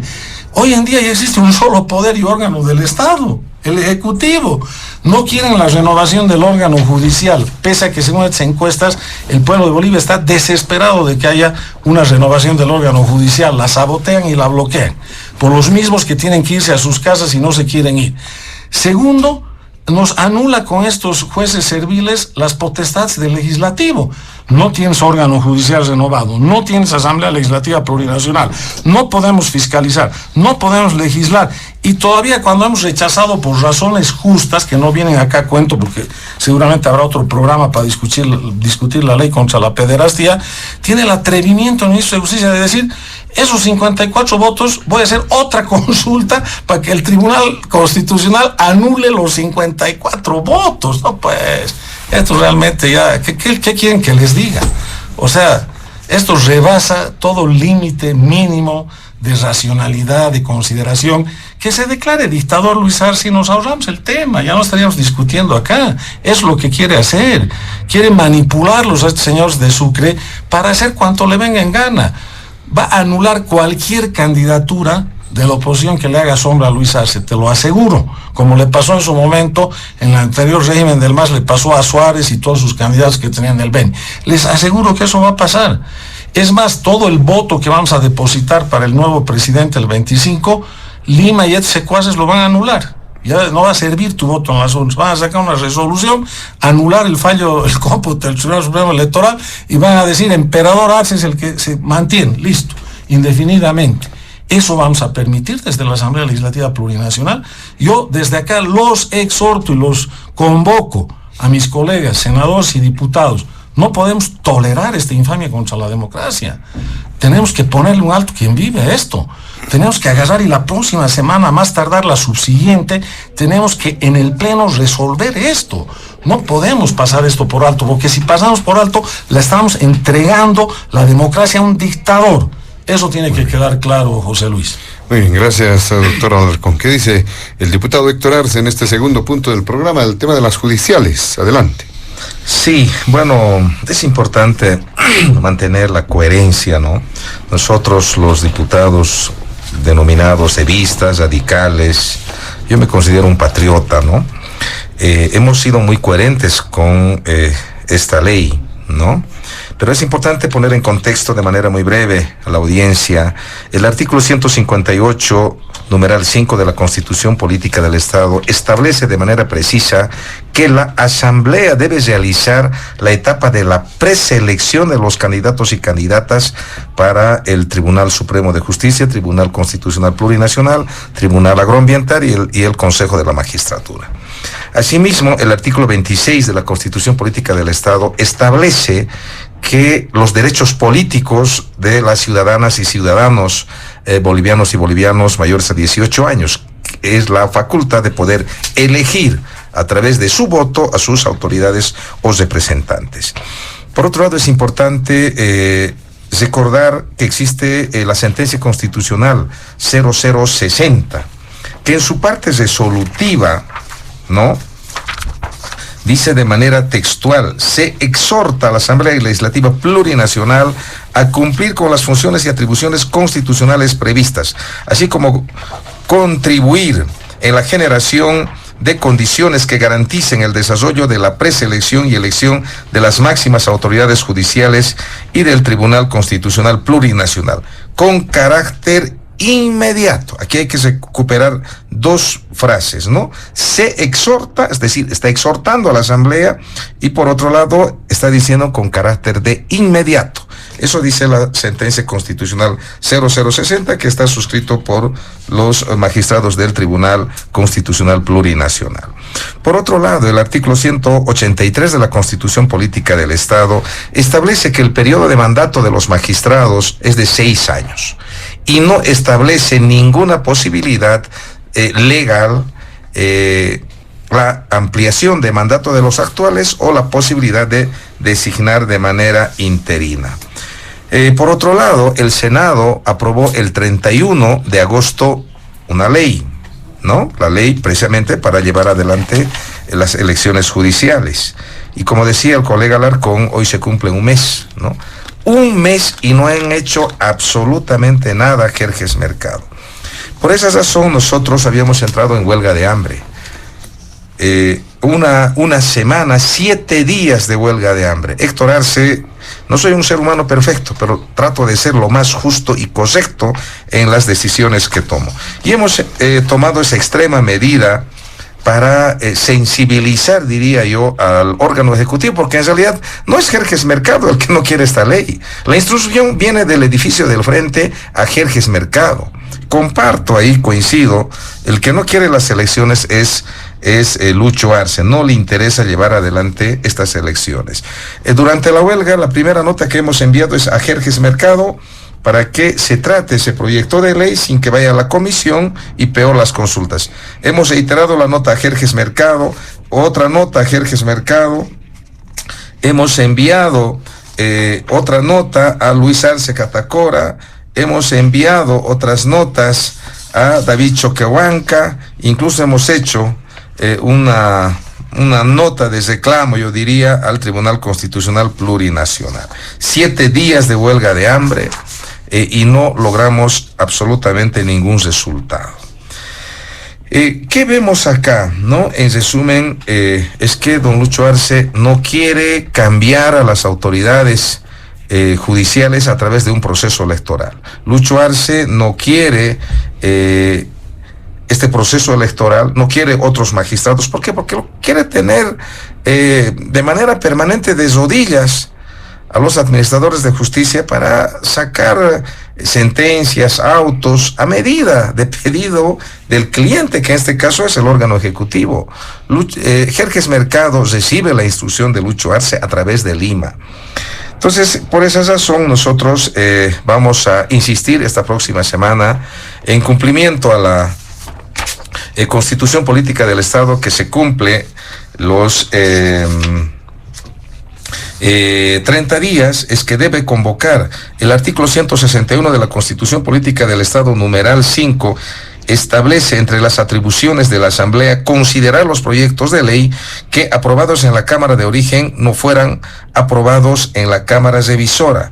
El artículo 163, numeral 7, establece que en caso de que pasen 30 días sin que la Cámara Revisora se pronuncie sobre el proyecto de ley, el proyecto será considerado en el Pleno de la Asamblea Legislativa Plurinacional. Pero hay algo, hoy, José Luis, veía yo, conversando con mi equipo, esta consulta que se realizan al Tribunal Supremo de Justicia, y el Tribunal Supremo de Justicia remite en consulta al Tribunal Constitucional Plurinacional. No corresponde. Esta consulta, de acuerdo a la Constitución Política del Estado, el Tribunal Supremo de Justicia solo puede consultar sobre temas o en materia de justicia. Es un tema electoral. No correspondía hacer esta consulta, pero lo ha admitido el Tribunal Constitucional Plurinacional. O sea, nos llama poderosamente la atención. Es la mano sucia de Iván Lima, ¿no? Iván Lima está manipulando. Realmente creo que es uno de los peores ministros, Iván Lima, del actual gobierno, al estilo de Sánchez Berzaín. Realmente es terrible este sujeto. Así como llama Castillo a las personas sujeto, este sujeto es terrible, peligroso, ¿no? Entonces, nosotros estamos evaluando presentar algún recurso en relación a este tema.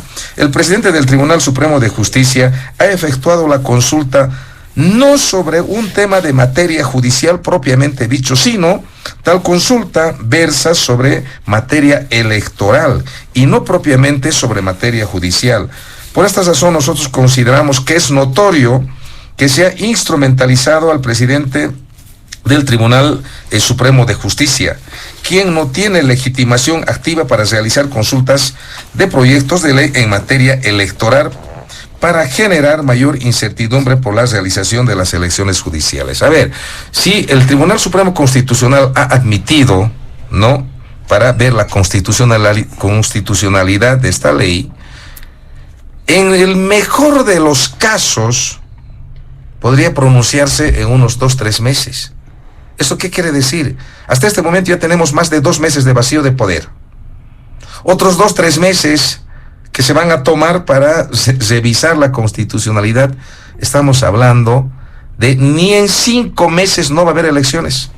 No va a haber elecciones. Por tanto, coincido, ¿no?, ¿qué está buscando Lucho Arce? Designar a dedo a magistrados interinos o les va a ampliar el mandato a través de un decreto supremo. Eso va a hacer. La norma no le faculta, pero lo va a hacer. No puede, o sea, no debe, pero lo va a hacer, ¿no? ¿Por qué? Porque no quiere elecciones judiciales. Si Lucho Arce hubiese querido estas elecciones judiciales, al día siguiente, 3, 4, 5 ministros deberían estar en la Cámara de Diputados para trabajar en mesas técnicas, llamarlo al Tribunal Supremo Electoral. Hay 3, 4 ajustes que hay que hacer ese proyecto de ley. Yo tengo acá, hemos identificado cuáles podrían ser estos pequeños ajustes que hay que hacer la ley. Los tenemos acá. La segunda instancia, por ejemplo, para la impugnación, y hay que ver algunos otros pequeños detalles que no son grandes cosas.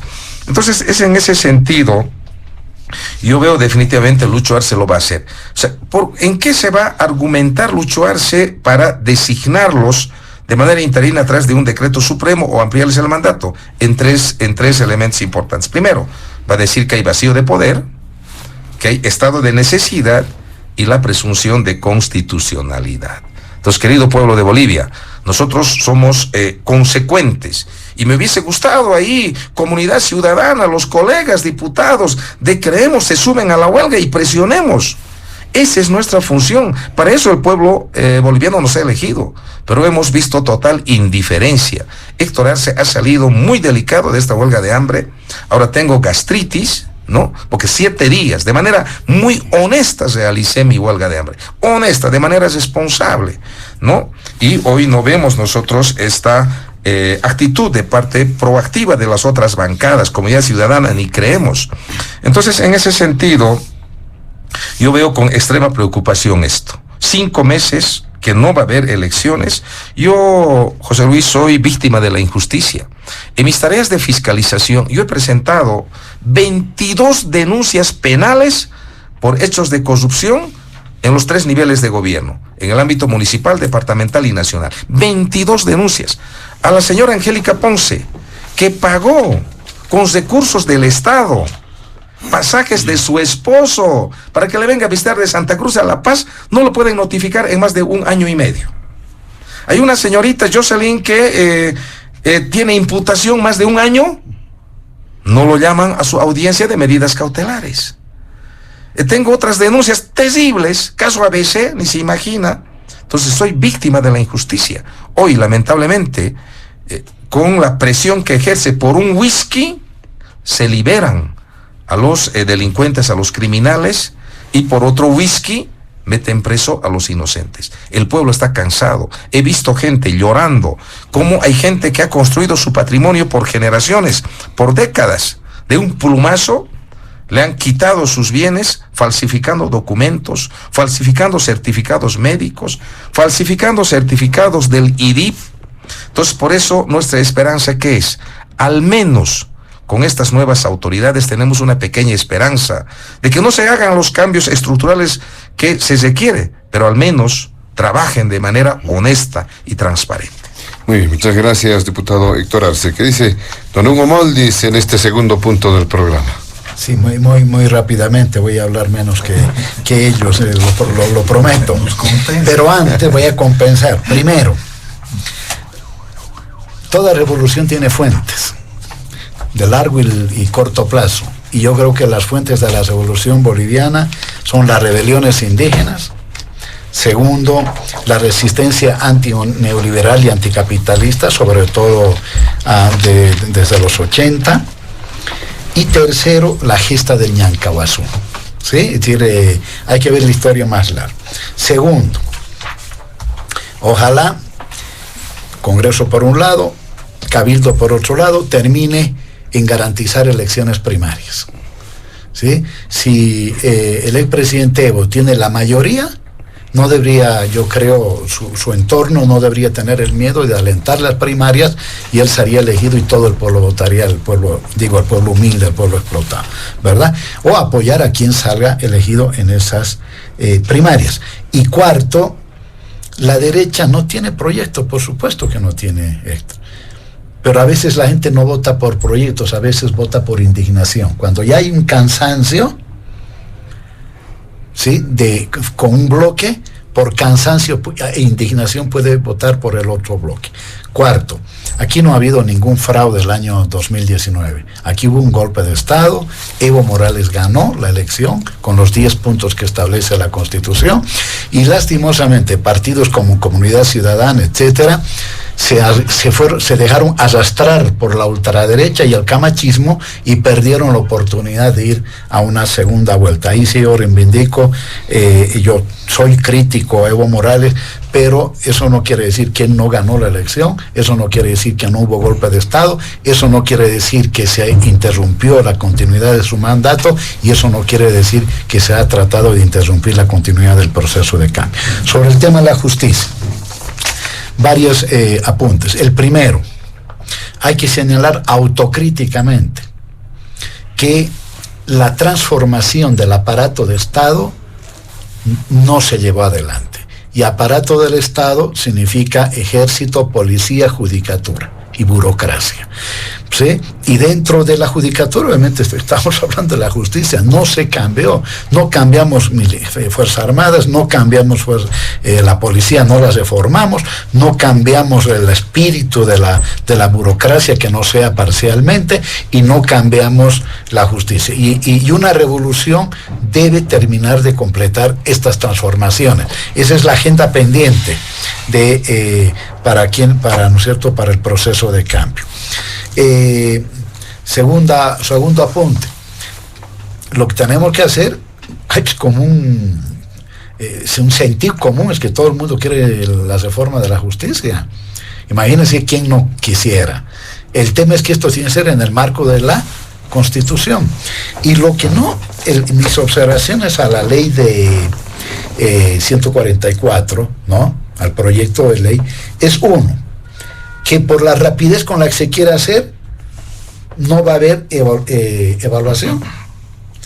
¿Sí? Simplemente registrar, revisión de documentos, ¿no? Y no va a haber evaluación responsable, y por lo tanto una preselección responsable de los candidatos que luego vayan a ser elegidos por la vía del voto popular. Se habla mucho de meritocracia, etcétera, y eso es precisamente lo que no va a ocurrir. Pero además se regresa a un coteo. ¿Sí? Yo no sé quiénes han sido los responsables de esto, no sé si las dos facciones, una facción ahí con el bloque de derecha, ¿no?, para votar en plancha. O sea, de elegir candidatos antes en el Congreso, ¿sí?, y todos sabemos que esa democracia de pactos se repartía, tú el gobierno, tú controlas el Congreso y tú controlas la justicia.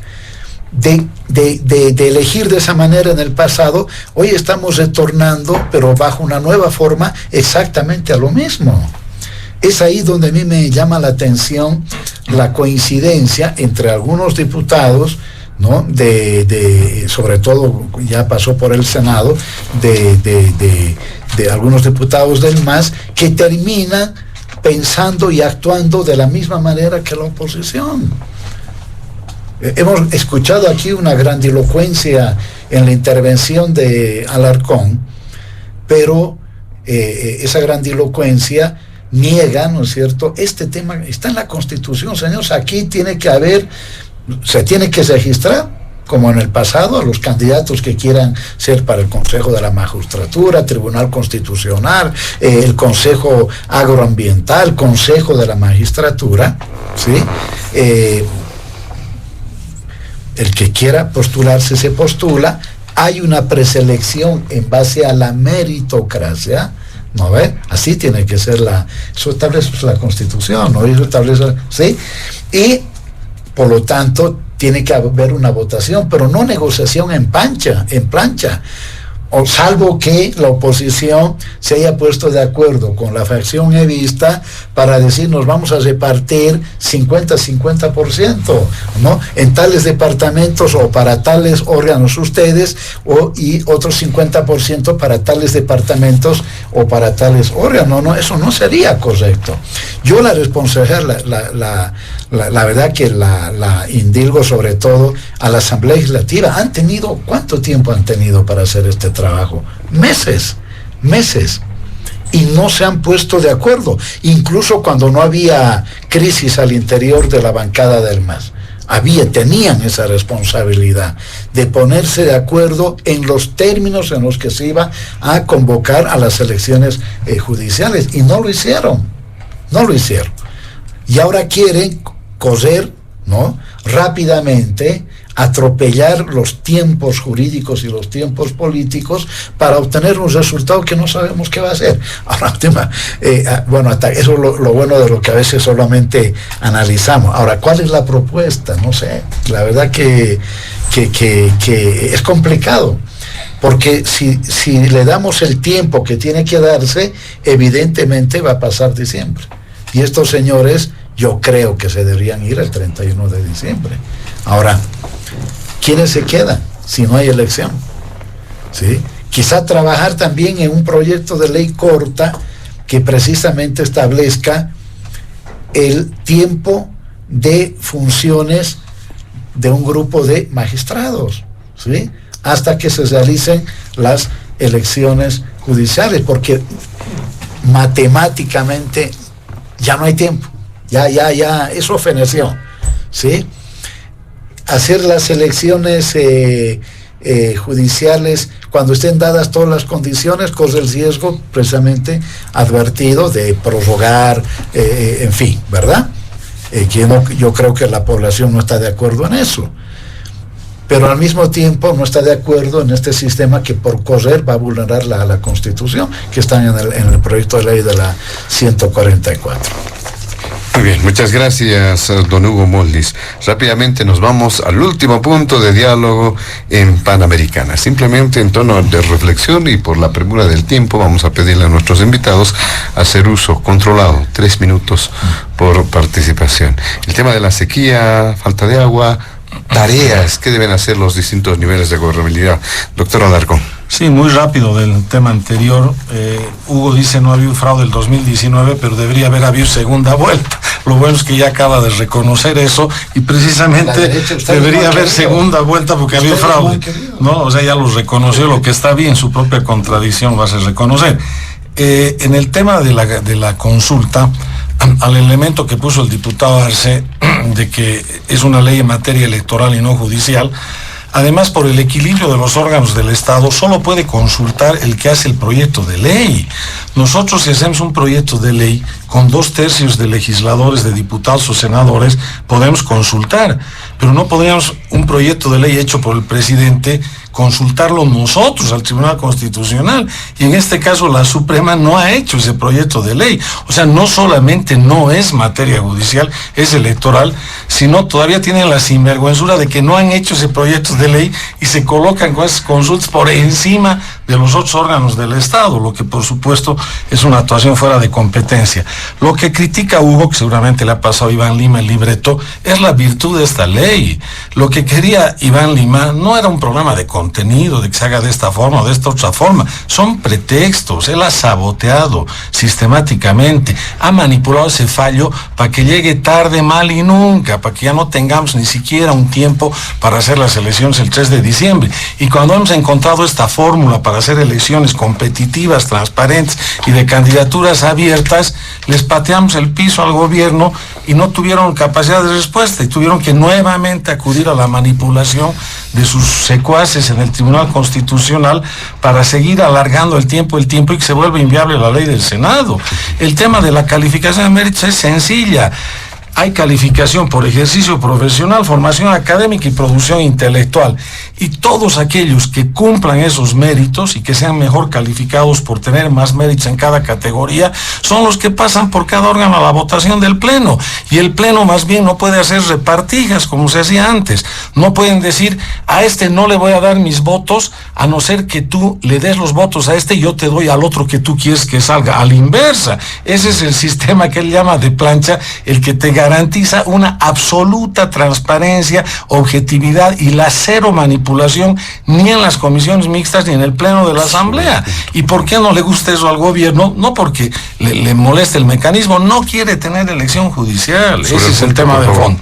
Yendo al tema de la escasez de agua, a ver, el Ministerio de Defensa ha dado a conocer que hasta el momento las familias afectadas por la sequía suman 206.811, que la sequía golpea a 6 de los 9 departamentos de Bolivia, a La Paz, Cochabamba, Santa Cruz, Oruro, Potosí, Chuquisaca, y de esos 6 departamentos, 3 se declararon en emergencia, Cochabamba, Oruro y Chuquisaca, y según los datos oficiales del ministerio existen 48 municipios que se declararon en desastre, es decir, estamos ante una situación crítica y con un futuro desastroso, un próximo inmediato futuro desastroso.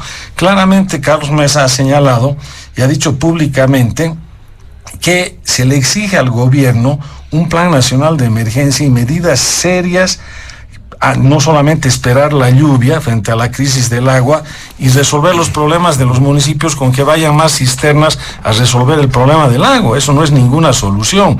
Esta escasez del agua es una grave crisis humanitaria y tenemos que tener un plan nacional de emergencia y para los municipios en desastre, medidas más serias que esperar las lluvias y enviar las pocas cisternas, que es lo que se le ocurre hasta el momento al gobierno. Muchas gracias, doctor Alarcón. Diputado Arce, 3 minutos, por favor. Sí, bueno, muchas gracias. Ya para concluir. Bueno, yo he visto en redes sociales que Hugo Moldis era asesor de Lucho Arce, era el coordinador de los pachachos, era el que hacía un trabajo medio raros para Lucho Arce. Hoy confirmo esa hipótesis. Un gran defensor de Lucho Arce. Yo le sugiero, compañero Hugo Moldis, hable con Lucho Arce, que reflexione, que sea una persona con ética y moral, que respete a Evo Morales. Me encantaría que usted haga eso, porque además hoy he escuchado algunas frases, las mismas frases de Rolando Cuellar de Daisy Choque. ¿Eso qué quiere decir? Que ustedes coordinan estrechamente con ese nivel, pero está muy bien. Entonces, en relación a este tema, ¿no? Ya no voy a repetir las cosas que decía el colega Alarcón, pero es importante hacer notar al pueblo boliviano. Acá tengo yo decretos supremos, resolución ministerial de la creación de 2 programas importantes, fundamentales, el programa Mi Riego y el programa Mi Agua. Estos programas permitieron proporcionar agua a las diferentes comunidades en todo el territorio nacional, pozos profundos, represas, canales de riego, etcétera, etcétera. Lamentablemente, ¿qué hace don Lucho Arce? Cierra estos 2 programas, Mi Riego, Mi Agua, lo cierra. No le da la gana de ejecutar este proyecto que sería importante en este momento. Segundo, tenemos recursos extraordinarios. Hay la plata para atender estos desastres naturales. Por ejemplo, el plan de emergencia 2023 tiene hoy 40 millones de bolivianos que está en ejecución. El plan plurinacional de atención inmediata a la sequía tiene 122 millones de bolivianos. Y por último, el plan de reconstrucción por efectos de los desastres naturales, tenemos 30 millones de bolivianos. Es decir, en total estamos hablando más de 192 millones de bolivianos que existe para atender fenómenos naturales producto de estos desastres naturales. El problema es que hay mucha burocracia, ¿no? Hay una burocracia impresionante en el ámbito municipal, departamental y nacional. Por ejemplo, la ley 602 del 14 de noviembre de 2014, no sirve esta ley. Porque, ¿qué dice esta ley? Que si en un municipio hay un desastre, el municipio debe declararse en desastre, hacer sus informes. Y cuando no le da esa capacidad, debe remitir a la gobernación. La gobernación debe declarar desastre, que sí no puede atender tampoco, banda al nivel nacional. El nivel nacional tiene que declarar desastre, hasta ya pasa 5 o 6 meses. Realmente es una vergüenza. Es reclamado por años este tema, esta debilidad, y no se ha podido encontrar una solución. Entonces, llega la ayuda, después a los 4, 5, 6 meses le llega la semilla o le llega 1 kilo de arroz, y eso creo que no está bien. Hoy yo veo, está bien, ojalá que siga en esa misma lógica el viceministro Calvimonte, creo que está atendiendo, tiene mucho presupuesto, y lo que le pedimos es que sea eficaz y efectivo para atender estos desastres naturales. Muchas gracias, diputado Arce. Para finalizar los últimos 3 minutos en este último punto, don Hugo Moldis. Sí, yo siempre creo que hay que tener cuidado con la guerra de 4ª generación, invención del imperialismo, que tiene entre unos instrumentos los fake news. Si le vamos a creer todo las redes, que es una recomendación que yo les hago a mis hijos, que hay que tener mucho cuidado con eso, estamos complicados. Yo debato de frente, tengo posiciones muy claras y creo saber identificar dónde está el enemigo principal. Segundo, estamos en una crisis estructural del capitalismo, y una de sus manifestaciones es la climática y ahora la crisis hídrica. Y estamos entrando a una mega crisis que va a durar años, ¿sí? Y por lo tanto la solución tiene que ser estructural, tiene que ser a corto plazo, a mediano plazo y a largo plazo, primer elemento. Segundo, tiene que haber una articulación a nivel del gobierno nacional y los gobiernos subnacionales. Creo que las diferencias políticas, que son normales, tienen que dejarse a un lado y atender atender de manera estructural y de manera sistémica, es decir, gobierno nacional, gobiernos subnacionales, este riesgo de la sequía, ¿verdad? Ahora, para eso hay que recuperar los proyectos exitosos. Por ejemplo, mi riego, mi agua, sí, y ampliarlos, ¿verdad? Ampliarlos a otro tipo de proyectos que la realidad concreta exige. Porque lo cierto es que necesitamos represas, por ejemplo, como las de Misicune, que atiendan la realidad de la agricultura. Se cree que cerca del 70% del agua se destina a la agricultura, un 30% a las ciudades, pero en ese 30% a veces hay mal uso, ¿verdad? Es hasta temas de educación, la gente deja el grifo abierto mientras está cepillando los dientes y el agua va corriendo, y parecería que que no es nada, pero cuando ese, entre comillas, no es nada, se va sumando con el de aquel, resulta que lo que se despeja, el 50% en la ciudad de La Paz se desaprovecha, incluso por el estado de las cañerías, que muchas de ellas parecen ya deterioradas con el tiempo. Entonces hay que tomarse en serio esto de la mega sequía, hay que despolitizar el debate y los gobiernos nacionales y los gobiernos subnacionales recuperar los proyectos exitosos. Yo coincido con el diputado Arce, creo que mi riego, mi agua han sido proyectos exitosos, y complementarlos con otros proyectos que nos permitan dar una respuesta sistémica. Muy bien. De esta manera, amigos de todo el país, llegamos a la finalización de Diálogo en Panamericana. Agradecemos la presencia de nuestros amables invitados este fin de semana, al diputado de Comunidad Ciudadana, Carlos Alarcón, al diputado del Movimiento al Socialismo, Héctor Arce, y al analista exministro de Gobierno, don Hugo Moldis. A nombre de la dirección de Panamericana, la planta ejecutiva y quien les habla, José Luis Flores, el compromiso de que el programa retorna el siguiente fin de semana. Permiso. Diálogo en Panamericana.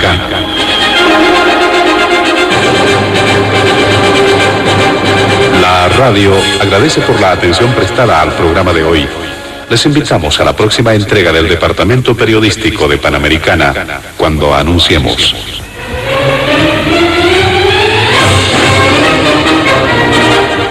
Diálogo en Panamericana.